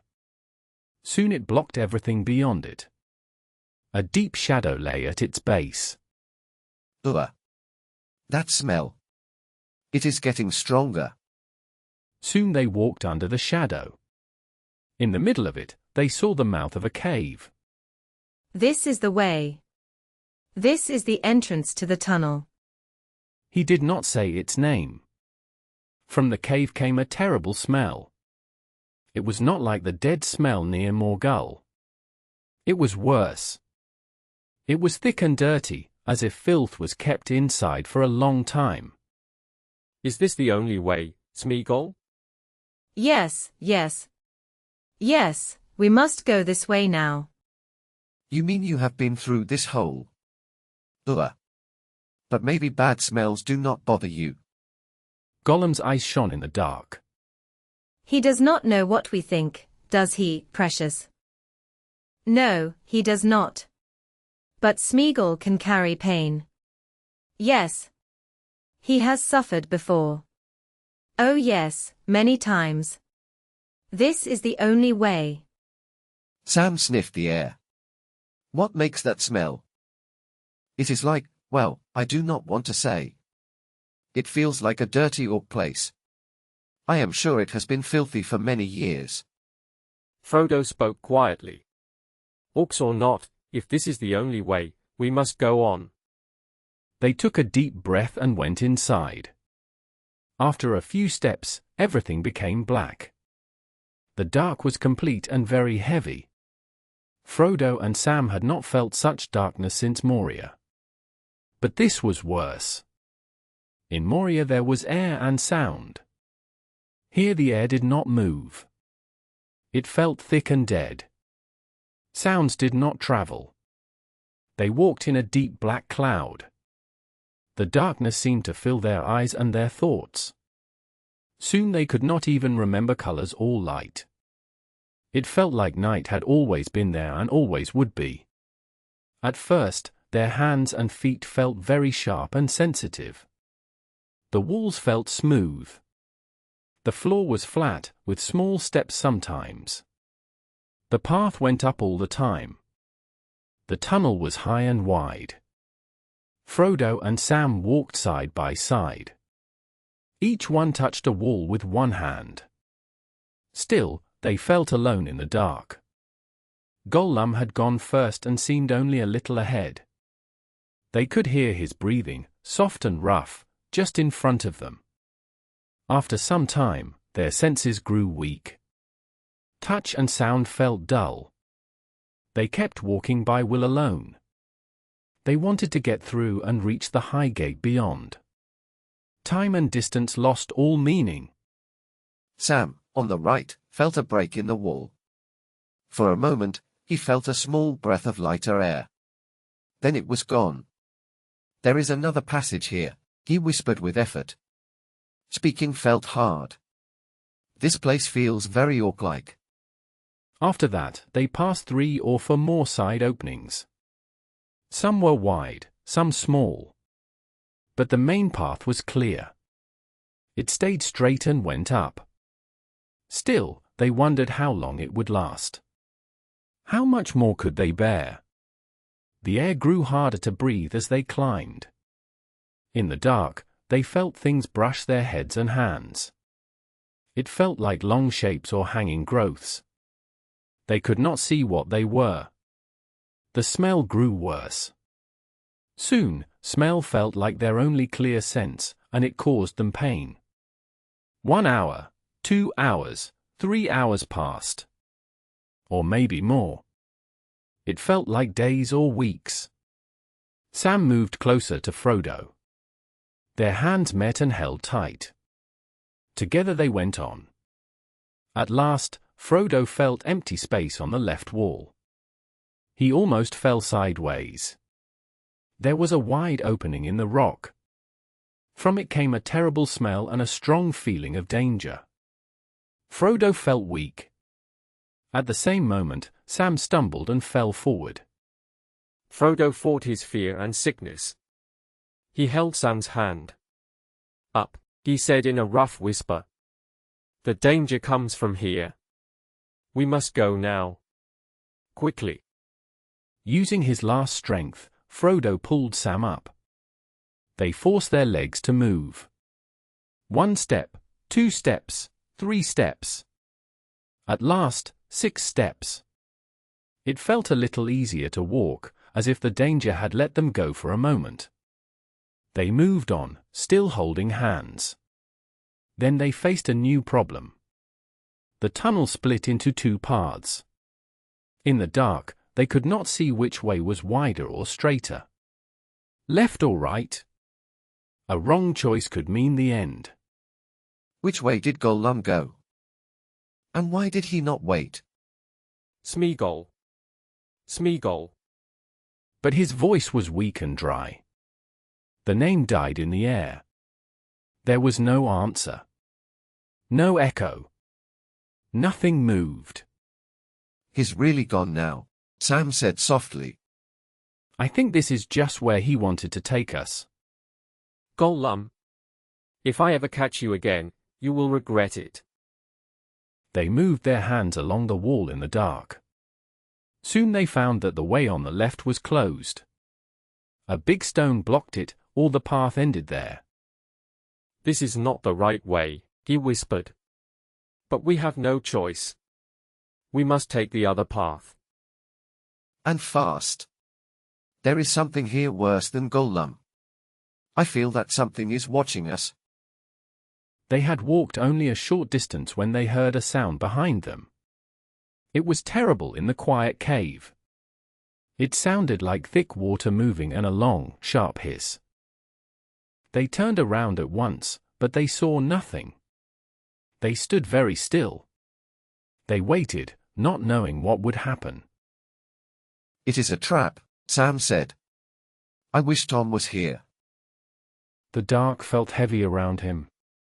His heart was full of fear and anger. Then he felt something change. It was like a light inside his mind. At first it was too bright. It felt like sunlight to eyes that had been in deep darkness for a long time. Then the light became colors. He saw green, gold, silver, and white. Far away, like a small picture, he saw Lady Galadriel standing on green grass in Lorien. She held gifts in her hands. Ring-bearer, this gift is for you. The hissing sound came closer. There was also a slow, hard sound, like a large body moving in the dark. A bad smell came with it. Master. Master. The lady's gift. The starglass. She said it would give light in dark places. Use the starglass. The starglass? Yes. Why did I forget it? A light when all other lights go out. Now only light can help us. Slowly Frodo reached inside his coat. Slowly he raised the phial of Galadriel. At first it gave a weak light, like a small star behind thick clouds. Then the light grew stronger. Hope grew in Frodo's heart. The phial shone with a clear silver light. It was small but very bright. The darkness pulled back from it. The light seemed to stand inside clear air, like glass. Frodo's hand shone white. He looked at the gift with wonder. He had carried it for a long time but never knew how strong it was. He had almost forgotten it on the road. He had been afraid to use it before. He cried out strange words, not knowing what he said. It felt like another voice spoke through him, calm and clear, not touched by the bad air of the cave. But there were other powers in the world. Dark powers, very old and very strong. The creature in the dark had heard such words long ago and was not afraid now. Frodo felt great hate focused on him. He felt watched in a deadly way. Not far away in the tunnel, he saw eyes appear. Many eyes together, like a cluster. At last the danger showed itself. The light of the starglass shone on them and broke into many points. Behind that shine, a cold fire began to glow. The eyes were huge and terrible. They looked like an animal's eyes, but they were full of dark purpose and cruel joy. They looked at Frodo and Sam like food with no way to escape. Frodo and Sam felt deep fear. Slowly they stepped back, unable to look away from those eyes. As they moved back, the eyes moved forward. Frodo's hand shook, and the phial lowered. Then suddenly they turned and ran. Fear pushed them forward. Frodo looked back as he ran. The eyes jumped closer at once. A strong smell like death filled the air around them. Stop! Stop! Running will not help us. Slowly the eyes came nearer. Galadriel! He shouted and tried to be brave. He lifted the phial again. The shining eyes in the dark stopped moving. For a short moment, they seemed unsure. Suddenly Frodo felt strong inside. He did not think about fear. He held the phial in his left hand. With his right hand, he pulled out his sword, Sting. The bright blade shone in the silver light, and a soft blue glow moved along its edge. Holding the bright light high and the sword ready, Frodo walked slowly and bravely toward the watching eyes. The eyes began to move back. The bright light troubled them. One by one, they grew dim. They had always been safe from sun and moon deep under the ground. But now a bright star had come down into their dark world. The light came closer. The eyes grew afraid. At last they all went dark and turned away. A huge shadow moved behind them, and then they were gone. Master, Master! That was wonderful. The elves would sing about this. But please, don't go farther. Don't go into that place. This is our chance. Let's leave this terrible hole. So they turned back again. At first they walked, then they began to run. The tunnel floor rose higher, and with every step they climbed away from the bad smells of the dark place. Their strength slowly returned. But they still felt the hate of the creature behind them. It was hidden for now, but not defeated. Soon they felt cold air coming toward them. The end of the tunnel was near. Breathing hard and hoping to see the open sky, they hurried forward. But suddenly they hit something and fell back in surprise. The way out was blocked. It was not stone. It felt soft but strong. Air could pass through, but no light. They tried again, but they were pushed back. Frodo lifted the file and looked carefully. In front of them was a wide grey wall. The bright light could not shine through it. It looked like a huge web, like the web of a giant spider. The threads were thick as rope, and they covered the whole tunnel. Spider webs. Is that all? Then let's cut them down. He struck the web with his sword. But the thread did not break. It bent and then sprang back, pushing his sword away.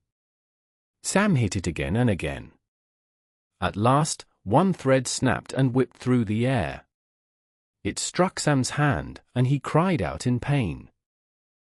It will take days to cut through this. What should we do? Have those eyes come back? No, I don't see them. But I still feel they are watching us, or thinking. If this light goes out, they will return. We're trapped. Like insects in a net. That won't help us now. Let us see what Sting can do. It is an elven blade. It was made long ago to fight dark things. You must watch behind us. Take the file. Hold it high and do not be afraid. Sam took the shining light. Frodo stepped forward and swung his sword in a wide movement across the web. The sharp blade cut through many threads at once. They broke and hung loose. A large hole opened. Again and again Frodo struck. Soon all the web he could reach was cut and torn. The broken threads moved in the cold wind like loose cloth. The trap was open. Come. Quickly. Let's go. Wild happiness filled his mind because they had escaped danger. His head felt light, like after strong drink. He jumped forward and shouted as he ran. To his eyes, the dark land now looked almost bright. He had just come out of deep darkness. The thick smoke was thinner now. The sad day was ending. The red light of Mordor was fading into dark grey. Still, Frodo felt hope, like a new morning. He was close to the top of the wall. Only a little higher. The pass, Cirith Ungol, was in front of him. It was a dark cut in the black rocks, with high stone shapes on both sides. It was a short run. If he ran fast, he could pass through. The pass, Sam, he cried. His voice sounded high and strange after the bad air of the tunnel. The pass? Run, run. We can get through before anyone stops us. Sam ran after him as fast as he could. He was happy to be free, but he felt worried. As he ran, he looked back many times at the dark tunnel door. He feared to see eyes or some terrible shape come out. Sam and Frodo knew very little about Shelob. She had many ways out of her home. Shelob had lived there for a very long time. She was a great evil spider. Long ago, creatures like her lived in the western lands of the elves. One of them was fought by Beren in the Mountains of Terror. No one knows how Shelob came to this place. Few stories come from those dark years. She was there before Sauron and before his dark tower was built. She served no one but herself. She fed on elves and men. She grew large and heavy. She spent her time thinking of food and making dark webs. All living things were her food. Her many small spider children spread across the land, from the mountains to far forests. She killed many of them herself. None were like her. She was Shelob the Great, the last child of Ungoliant to trouble the world. Years before, Gollum had seen her. Smeagol loved dark places. He had bowed to her and feared her. Her evil thought stayed with him and pushed him away from light and from regret. He had promised to bring her food. But Shelob did not care about rings or towers. She only wanted others to die, and for herself to keep living and growing. She did not yet have all she wanted, but she was very hungry. For a long time she had waited in her den. The power of Sauron grew, and fewer living people came near. The city in the valley was dead. Only orcs passed that way. They were poor food and careful. Still, she caught some of them. But she wanted better food. And Gollum brought it to her.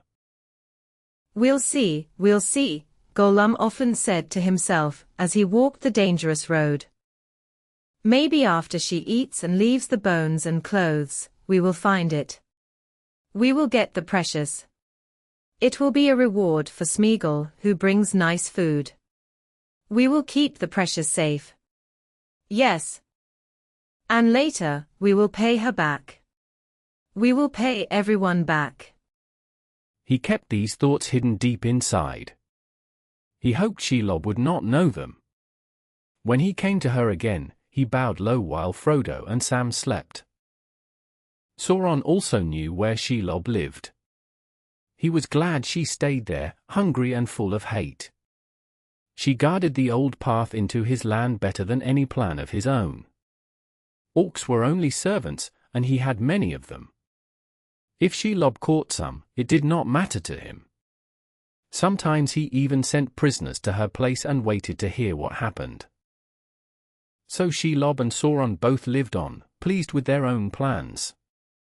They feared no attack and no end. No one had ever escaped from Shelob's webs. Now her anger and hunger were greater than ever. Sam did not know about the danger they had woken. But he felt fear growing inside him. It was like a heavy weight on his heart. It was hard for him to run. His legs felt slow and heavy. He felt danger behind him. He felt enemies waiting ahead in the narrow path. And his master was running forward without care, as if he did not see the danger. Sam forced himself not to look at the dark shadow behind them or the deep black space under the cliff. He looked ahead instead. Then he saw two things that made him even more afraid. Frodo's sword was still in his hand, and it was shining with a blue light. And far behind them, the window in the tower was still glowing red in the dark sky. Orcs, Sam whispered. We can't just run like this. There are orcs here. And maybe worse. Then he remembered to be careful. He closed his hand around the small shining phial he was carrying. For a moment, his hand looked red from his own blood. Then he hid the bright light deep in his pocket and pulled his elven cloak around him. He tried to run faster. Frodo was already far ahead, moving quickly like a shadow. Soon he would disappear into the grey darkness. Sam had just hidden the light when something terrible appeared. A little ahead and to the left, from a dark hole under the cliff, a horrible shape came out. It was worse than any bad dream. It looked like a spider, but much bigger than any animal Sam had ever seen. It was more frightening because of the cruel look in its eyes. The same eyes that had seemed afraid before were now burning again. It had great horns and a huge swollen body behind a short neck. Its large body was black with ugly marks. Its belly was pale and shining faintly, and it gave off a bad smell. Its long legs were bent and strong, with sharp claws at the ends. Hair stuck out from them like hard needles. When it pulled itself out of its dark home, it moved very fast. Sometimes it ran on its legs. Sometimes it jumped forward. It came between Sam and Frodo. It did not look at Sam. It seemed to care only about one thing, Frodo, who was running ahead without knowing the danger. Frodo ran quickly, but the creature was faster. In only a few jumps, it would reach him. Look behind you. Look out, master. But he could not finish. A cold, wet hand covered his mouth. Another hand grabbed his neck. Something wrapped around his leg. He fell backward into someone's arms. Got him. At last, my precious. We have him. We take this one. She will get the other. Yes, Shelob will get him. Not Smeagol. Smeagol promised. He will not hurt master. But you, nasty little sneak, we have you. He spat on Sam's neck. Sam felt a sudden burst of anger and fear. His master was in danger, and Gollum had tricked them. This gave Sam great strength. He moved faster and more fiercely than Gollum expected. Gollum's hand slipped from Sam's mouth. Sam bent low and pushed forward, trying to break free from the hand on his neck. His sword was still in his hand. On his left arm hung Faramir's staff. He tried to turn and strike Gollum. But Gollum was quick. His long arm shot out and grabbed Sam's wrist. His fingers were very strong.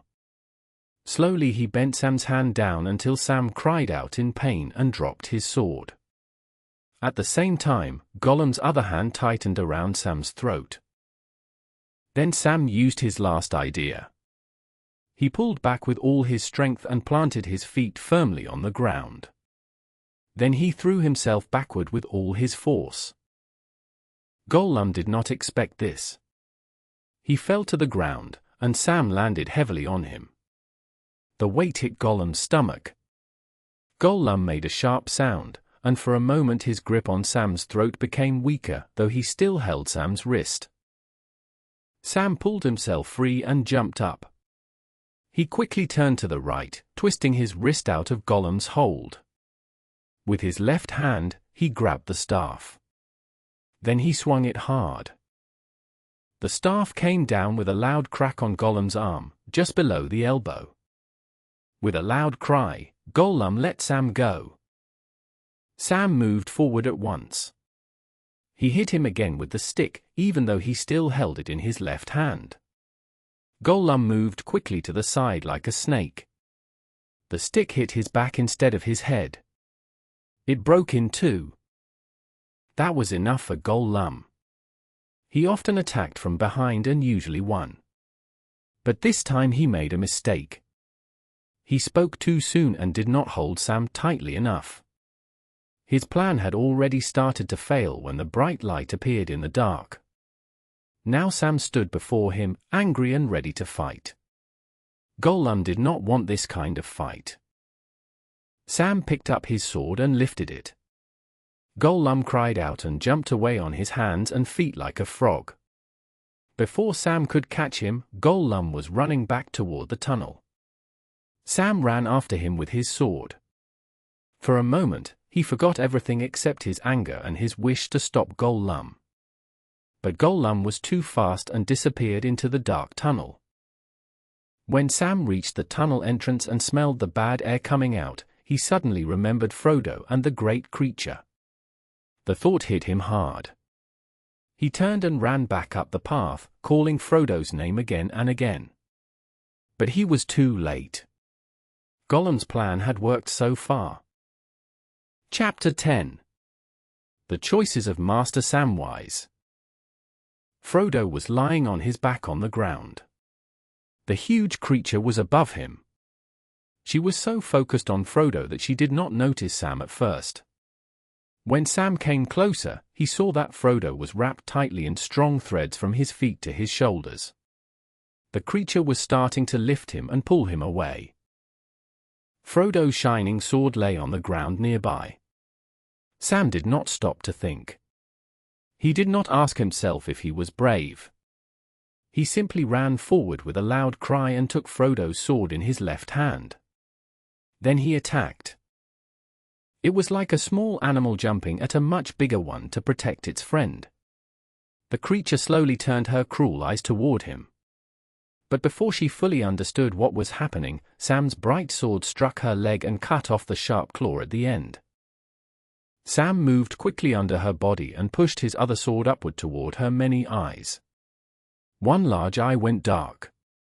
For a short moment, Sam was under her body, out of reach of her sharp legs. Above him was her large body, glowing faintly and smelling very bad. The smell almost made him fall, but he stayed strong. Before she could fall on him, Sam struck her again with all his strength. But her skin was very thick and hard. The sword made a deep cut, but it could not go all the way through. Her body was strong from many long years. She lifted herself high above Sam. A dark liquid came from her wound. Then she pushed her heavy body down toward him again. Sam was still standing. He dropped his own sword and held Frodo's sword with both hands, pointing it upward. As she came down, she pushed herself onto the sharp point of the blade. The sword went deep into her. Sam was slowly pushed to the ground under her weight. She felt great pain, greater than she had ever known before. No one had ever hurt her like this. She shook with shock and pain. Then she pulled herself up and jumped back, moving away from Sam in a sudden leap. Sam dropped to his knees beside Frodo's head. The bad smell made him feel sick and dizzy. He still held the sword tightly in his hands. Through his blurred sight he saw Frodo's pale face. He forced himself to stay awake and think clearly. Slowly he lifted his head. The great spider was only a few steps away. She watched him. Green liquid ran from her hurt eye. Her body shook as she got ready to jump again. She wanted to attack him and finish him. Sam felt fear, but then he remembered something. It was like a quiet voice inside him. With his left hand he searched inside his shirt. He found the phial of Galadriel. It felt cold and hard in his hand. Galadriel, he whispered. He thought he heard elves singing far away. He remembered their songs and soft music. Words came to his mouth in a strange language. He did not know the meaning, but he cried them out loudly. Then he stood up. He was Samwise again, son of Hamfast. Brave and strong. Come on, you evil thing, he shouted. You hurt my master. You will answer for that. We're going on, but first we face you. The phial suddenly shone with bright white light. It burned like a star in his hand. The strong light hit the spider's face. It caused her great pain. The light spread from eye to eye. She fell back and waved her legs in the air. She could not see well. She was afraid. Slowly she turned and began to crawl back toward the dark hole in the cliff. Sam moved forward, though he felt weak and unsteady. The spider shook and hurried away. She reached the hole and squeezed inside, leaving a trail behind her. Sam struck once more at her legs. Then he fell to the ground. The spider was gone. The story does not tell what happened to her after that. Sam was alone. As evening came, he slowly crawled back to Frodo. "Master, dear master," he said. But Frodo did not answer. When Frodo had run ahead, happy to be free, the spider had come quickly from behind. She had touched his neck with her sting. Now Frodo lay still and very pale. He did not move or speak. "Master, dear master," Sam cried. He waited, but there was no reply. Quickly he cut away the cords around Frodo's body. He laid his head on Frodo's chest. He listened for a heartbeat. He could not hear or feel anything. He rubbed Frodo's hands and feet. They were cold. "Frodo, Mr. Frodo," he called. "Don't leave me alone. It's your Sam. Don't go where I can't follow. Wake up." But Frodo did not wake. Anger filled Sam. He ran around, shouting and hitting the air with his sword.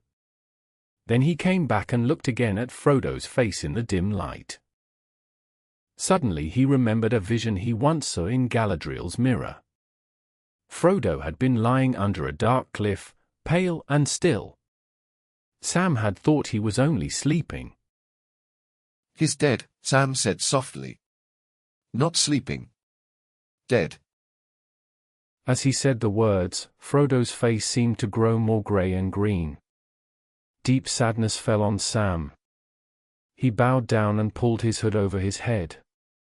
It felt like night had entered his heart. For some time he knew nothing. When he lifted his head again, shadows were all around. He did not know how long he had sat there. Nothing had changed. Frodo still lay beside him, and Sam believed he was dead.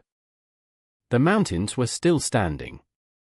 The earth had not broken apart. "What should I do? Did I come all this way for nothing?" Then he remembered words he had said at the start of the journey. He had said he had something to finish before the end. He had promised to stay with Frodo. "But what can I do now? I cannot leave Mr. Frodo here on the mountain and just go home. Or should I go on? Go on? The word scared him. Go on. And leave him?" At last he began to cry. He went to Frodo and gently fixed his body. He placed Frodo's hands on his chest.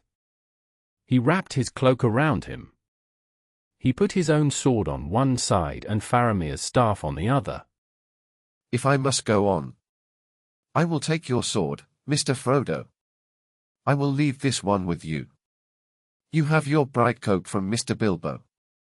And you gave me the star glass. I will need it now, because I will be in darkness. It was given to you, but maybe the lady would understand. Do you understand, Mr. Frodo? I have to go on." But he could not leave yet. He held Frodo's hand and stayed there a long time. He thought about going alone. He thought about finding Gollum and making him pay. His anger burned inside him. But that would not bring Frodo back. It would not finish their task. He looked at his sword. He thought about jumping from a high place and ending everything. But that would help no one. It would mean giving up. That was not why he came. "What must I do?" Now he knew the answer. He must finish the task. "Me. Go alone to the Fire Mountain. Take the ring myself. It was given to Mr. Frodo." But another thought came to him. Frodo had helpers so the task would not fail. Now Sam was the last one left. The task must not fail. "I wish someone else was here. I wish Gandalf was here. Why am I alone to decide?" Still, he knew Frodo had not chosen this task either. It had been given to him. "I must choose. Even if I make a mistake. He thought of what would happen if enemies found Frodo and the ring. Then everything would be lost. There was no time to wait. The war had already begun. I can stay here until they come and take it. Or I can take it and go. He took a deep breath. Then I will take it. Very gently, he opened Frodo's shirt. He kissed Frodo's cold forehead. Then he lifted the chain and took the ring. Frodo's face did not change. Sam knew then that his master was truly gone. Goodbye, my dear master. Forgive me. I will come back when the work is done, if I can. I will not leave you then. Rest here until I return. I hope no evil thing comes near you. If the lady hears me, I wish only to come back and find you again. Goodbye. Then he bent his head and put the chain around his own neck. At once, his head went down. The ring felt very heavy, like a big stone on his neck. Slowly, the weight seemed to grow less, or he felt new strength inside. He lifted his head. With great effort, he stood up. He saw that he could walk and carry the burden. For a short moment, he raised the file and looked at his master. The light was soft and gentle, like the evening star in summer. In that light, Frodo's face looked fair again. He was pale, but beautiful, with a quiet elvish beauty, like someone who had passed through darkness. With the sad comfort of this last sight, Sam turned away. He hid the light and walked on, stumbling into the growing dark. He did not have far to go. The tunnel was behind him. The cleft was a short distance ahead, maybe a few hundred yards. He could see the path in the dim light. It was a deep track, worn by many feet over long ages. It went slowly upward between high cliffs. The path became narrower. Soon, Sam reached a long set of wide, shallow steps. The Orc Tower was now right above him. It looked dark and heavy, and a red eye shone inside it. Then Sam walked into the deep shadow under the tower. He climbed the last steps and reached the cleft at last. I have made up my mind, he kept saying to himself. But it was not true. He had tried hard to decide, but what he was doing felt wrong to his true nature. Did I choose the wrong way? He whispered. What should I have done? As the high sides of the cleft closed around him, before he reached the very top, before he saw the path going down into the nameless land, he turned back. He stood still for a moment, full of painful doubt. He looked behind him. He could still see the mouth of the tunnel, small and dark in the fading light. He thought he knew where Frodo lay. He believed he saw a small shine on the ground, or maybe it was only his tears. He stared at that high, stony place where his whole life now felt broken. If only I could have my wish, my one wish, he said softly. To go back and find him. Then at last he faced the road ahead and took a few steps. They felt heavy and slow. They were the hardest steps he had ever taken. It was only a few steps. Soon he would go down. He knew he would never see that high place again. Then he heard cries and loud voices. He stopped at once and did not move. They were orc voices. He heard them behind him. He heard them in front of him too. He heard many feet moving and rough shouts. Orcs were coming up to the cleft from the other side. They came from away near the tower. Maybe from a door inside it. More feet and more shouts came from behind. He turned around fast. Below him, he saw small red lights. They were torches. They moved as the orcs came out of a tunnel. Now the search was over. The red eye of the tower had seen him. He was trapped. The torchlight in front came closer. He heard metal sounds near him. Very soon they would reach the top and find him. He waited too long. Now he had no good choice. He asked himself how to run away. He asked how to save himself. He asked how to save the ring. The ring. He did not think clearly. He did not choose. His hand moved by itself. He pulled the chain and held the ring. The first orcs appeared in the cleft in front of him. Then he put the ring on. The world changed at once. One short moment felt very long in his mind. His hearing became very sharp. His sight became weak. But it was not like before in Shelob's cave. Things were not dark. They were unclear and soft. He stood in a grey, misty world. He felt alone. He felt like a small dark stone. The ring felt heavy on his left hand. It felt hot, like warm gold. He did not feel hidden. He felt easy to see. He felt terrible. He knew that somewhere and I was looking for him. He heard many sounds. He heard stone breaking. He heard water far away in the valley. He heard Shelob below, moving in pain and confusion. He heard voices in the tower rooms. He heard orcs crying as they came out of the tunnel. The loud sound of many feet filled his ears. The noise of the orcs in front was strong and rough. He pressed himself close to the rock wall. The orcs walked past him. They looked like grey shapes in fog. They were twisted and strange. They carried pale flames. They did not see him. He bent low and tried to move away. He wanted to hide in a small crack in the rock. He listened again. The orcs from the tunnel saw the other orcs coming down. Now both groups shouted and ran. He heard their voices clearly. He understood their words. Maybe the ring helped him understand. Maybe it helped him understand the thoughts of Sauron's servants. The ring was stronger near the place where it was made. But it did not give courage. Sam only wanted to hide. He wanted to stay still until all was quiet. The voices sounded very close. They seemed to be right next to his ears. Hello, Gorbag. Why are you up here? Are you already tired of fighting? I have orders, you fool. What about you, Shagrat? Are you tired of hiding up there?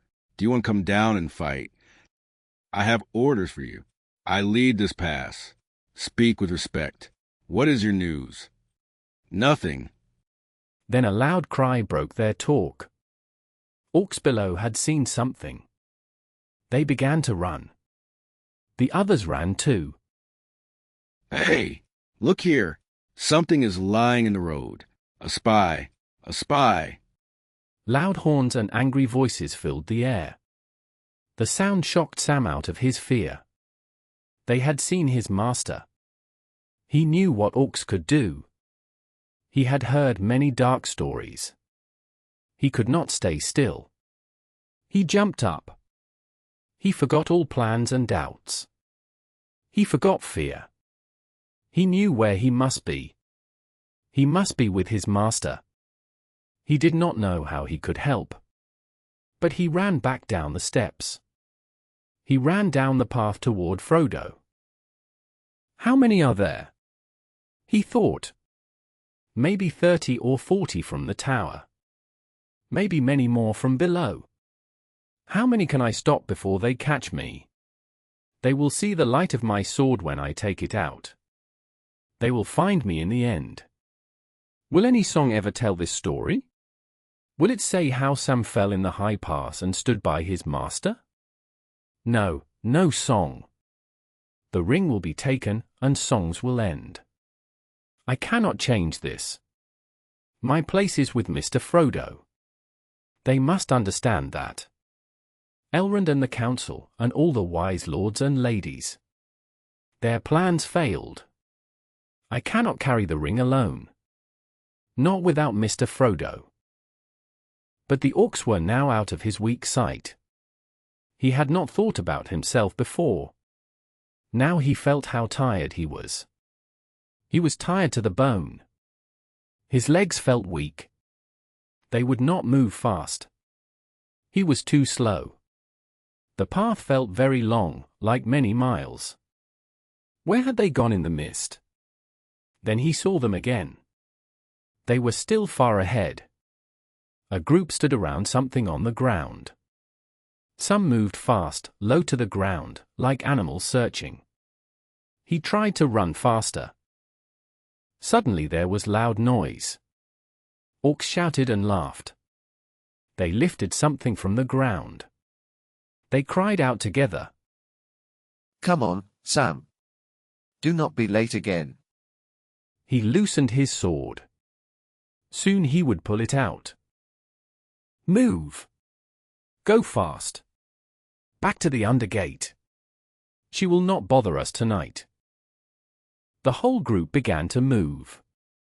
For orcs in the middle carried a body on their shoulders. They shouted again as they ran. They had taken Frodo's body. They were leaving. Sam could not reach them, but he kept going.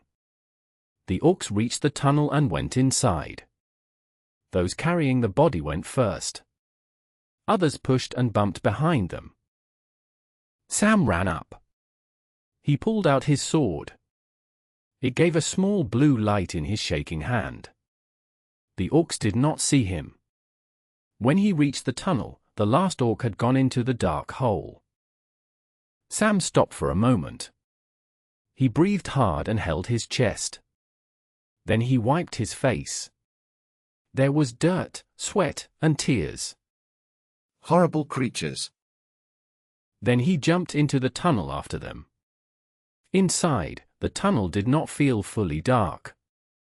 It felt like moving from light fog into thicker fog. Sam was very tired, but his mind felt strong. He thought he saw torchlight ahead. He ran, but he could not get closer. Orcs move fast in tunnels.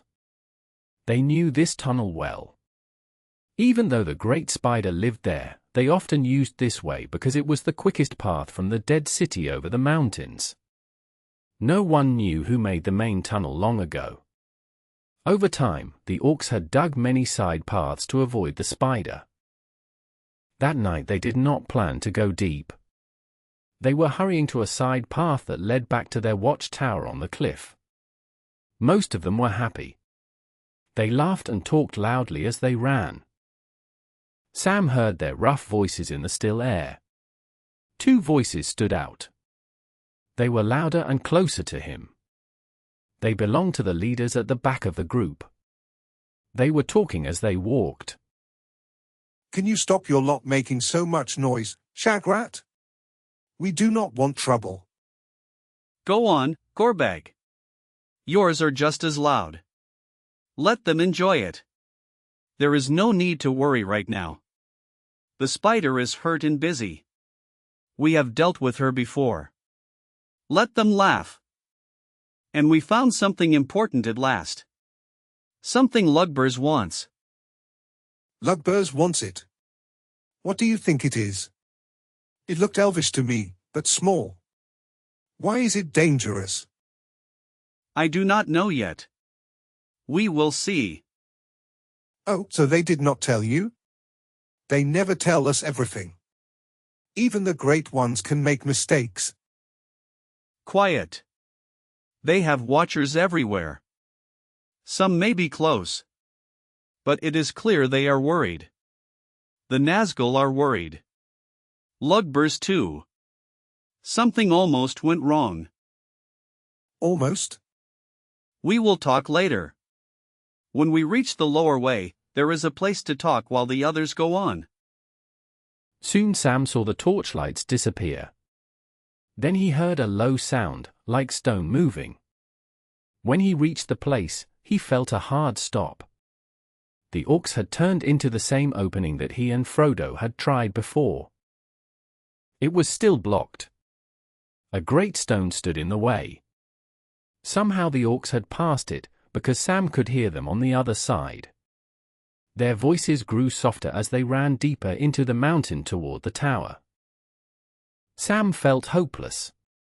They were taking his master's body for a dark reason, and he could not follow. He pushed and hit the stone with his body, but it did not move. Then he heard the two leaders speaking again, not far away. Sam stood still and listened. He hoped to learn something useful. Perhaps Gorbag would come back out. If he did, Sam might slip inside. "No, I don't know," said Gorbag. The messages travel very fast. Faster than any bird. But I never ask how. It is safer not to ask. Grr. Those Nazgul make me feel afraid. They can hurt you very quickly. They leave you cold and alone in the dark. But he likes them. They are his favorites now. So there is no point in complaining. I tell you, life in the city is no fun. You should try living up here with Shelob, said Shagrat. I wish I could go somewhere with none of them.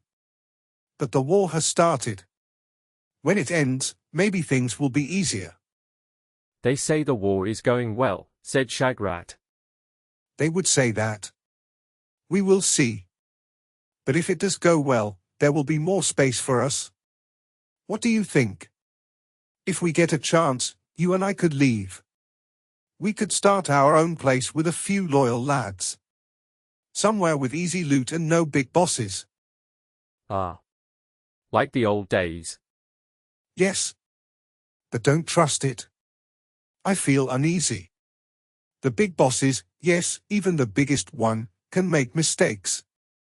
Something almost went wrong, you say. I say something already did. And we must be careful. It is always us poor Uraks who must fix problems. And we get no thanks. But remember this. Our enemies hate us too. If they beat him, we are finished as well. But tell me, when were you sent out? About an hour ago. Just before you saw us. A message came. The Nazgul were worried. They feared spies on the stairs. They ordered double watch. A patrol to the top of the stairs. I came at once. That's bad. Listen. Our silent watchers felt something wrong more than 2 days ago. I know that. But my patrol was not sent out until later. No message was sent to Lugburs either. The great signal was raised, and the High Nazgul went to the war. After that, they could not get Lugburs to listen for a long time. The eye was busy somewhere else. They say big things are happening in the west. Maybe. But while they were busy, enemies climbed the stairs. And what were you doing? You are meant to keep watch. Orders or not. What is your job? That's enough. Don't tell me how to work. We were awake. We knew strange things were happening. Very strange. Yes. Lights and shouting. But Shelob was moving. My lad saw her and her sneak. Her sneak? What is that? You must know him. A small, thin, black fellow. He looks like a spider, or maybe like a thin frog. He has been here before. Long ago he came from Lugburs, and we were told to let him pass. He has gone up the stairs a few times since. We leave him alone. He seems to have an agreement with her ladyship. I guess she does not want to eat him. She would not care about orders. But your guard in the valley is poor. He was up here a day before all this noise. We saw him early last night. Anyway, my lad said Shelob was busy hunting. That was good enough for me. Then the message came. I thought her sneak brought her a toy. Or maybe you sent her a gift, like a prisoner. I do not interfere when she hunts. Nothing gets past Shelob when she is hunting. Nothing? Didn't you look? I tell you, I feel uneasy. Whatever climbed the stairs did get past. It cut her web and escaped the tunnel. That is something to worry about. Well, she caught him in the end, didn't she? Caught him? Who? This little fellow? If he was alone, she would have eaten him long ago. He would be in her food store now. And if Lugbers wanted him, you would have to fetch him. That would be fun for you. But there was more than one. At this moment Sam listened very closely. He pressed his ear to the stone. Who cut the rope she put around him, Shagrat? The same one who cut the web. Didn't you see that? And who hurt her ladyship? The same one, I think. And where is he now? Where is he, Shagrat? Shagrat said nothing. You should think hard. This is serious. No one has ever hurt Shelob before. You should know that. I am not sad about her pain. But think. Someone is loose here. Someone more dangerous than any rebel since the old dark days, since the Great Siege. Something has gone wrong. And what is it then? From all the signs, I would say a strong warrior is loose.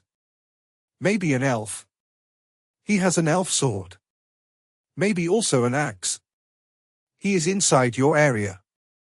And you never saw him. Very funny indeed. Gorbag spat on the ground. Sam gave a small, hard smile when he heard them speak about him. You always think the worst. Maybe there is another reason for all this. I have guards watching everywhere. First I will check the prisoner. After that, I will think about the rest. I do not think you will find much on that little one. Maybe he did nothing important. The bigger one with the sharp sword did not care about him. He left him behind. We will see. Come on.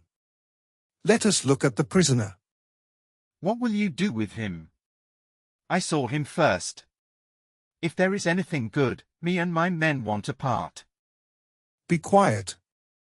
I have orders. We must follow them. Any stranger caught here must be taken to the tower.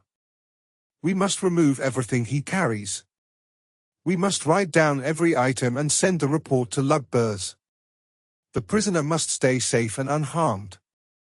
If we fail, we will die. That is clear. Remove everything? Everything? Yes, but do not harm him. He must stay whole. He is wanted alive. That will be hard. He looks like a dead body already. Maybe we should just cook him. You fool. You know nothing. If you are not careful, you will end up as food yourself. She does not eat dead bodies. When she wraps someone up, she wants fresh food. This one is not dead. Sam almost fell over when he heard that. The world felt like it was spinning. He was shocked and confused. But deep inside, he knew the truth. Frodo was not dead. He leaned against the stone and listened. She has more than one kind of poison. When she hunts, she stings them in the neck. They become weak and cannot move. Later they wake up. They feel sick, but they live. This little one will wake up too. Unless Lugbers does something to him. And when he wakes, we can tell him where he is. He will not like Lugbers. There will be no fun. He must stay safe. Or we are all in trouble. You should catch the big one first. It will look bad if you caught the small one but let the other escape. Their voices slowly moved away. Sam heard their footsteps grow quiet. I was wrong. I should never have left him. Never. But now I must go back. I must save him. He hit the stone with the handle of his sword, but it did not move. The sword shone brightly. In its light Sam saw something strange. The big stone was shaped like a door. It was not very tall. Above it was a small dark space under the arch. Maybe it was made to keep the monster out. Maybe it could open from the inside. Sam used all his strength. He jumped and caught the top of the stone. He pulled himself up and dropped down on the other side. Then he ran forward through the tunnel. His sword still shone in his hand. Now that he knew Frodo was alive, he found new strength. He ran up the winding path without thinking about his tired body. He could not see the way in front of him. The tunnel turned again and again. He felt he was getting closer to the two orcs. Their voices sounded louder. Soon they were very near. I know what I will do, said Shagrat with anger. I will take him to the room at the very top. Why? Said Gorbag in a rough voice. Do you not have rooms below with locks? He will be safe there, Shagrat said. He is important. I do not trust my soldiers, and I do not trust yours. I do not trust you either when you want trouble. He will go where I choose. You will not go there if you do not behave. I say the top room. He will be safe. Will he? Said Sam. You forget the big elf fighter who is free. Sam ran around the last corner. But he was wrong about the distance. The tunnel had played a trick on him, or maybe the ring changed his hearing. The orcs were still far ahead. Now he could see them. They looked dark and short in front of a red light. The passage went straight at last and sloped upward. At the end were large double doors. They were open wide. They seemed to lead down into deep rooms under the tower. The orcs carrying Frodo went inside. Gorbag and Shagrat followed them to the door. Sam heard loud singing, horns blowing, and gongs hitting. The noise was wild and ugly. Gorbag and Shagrat reached the doorway. Sam shouted and waved his sword. But his small voice was lost in the noise. No one noticed him. The big doors closed fast. Boom! Heavy iron bars fell inside. Clang! The gate was closed. Sam ran into the locked doors. He fell to the ground and lost his senses. Everything went dark.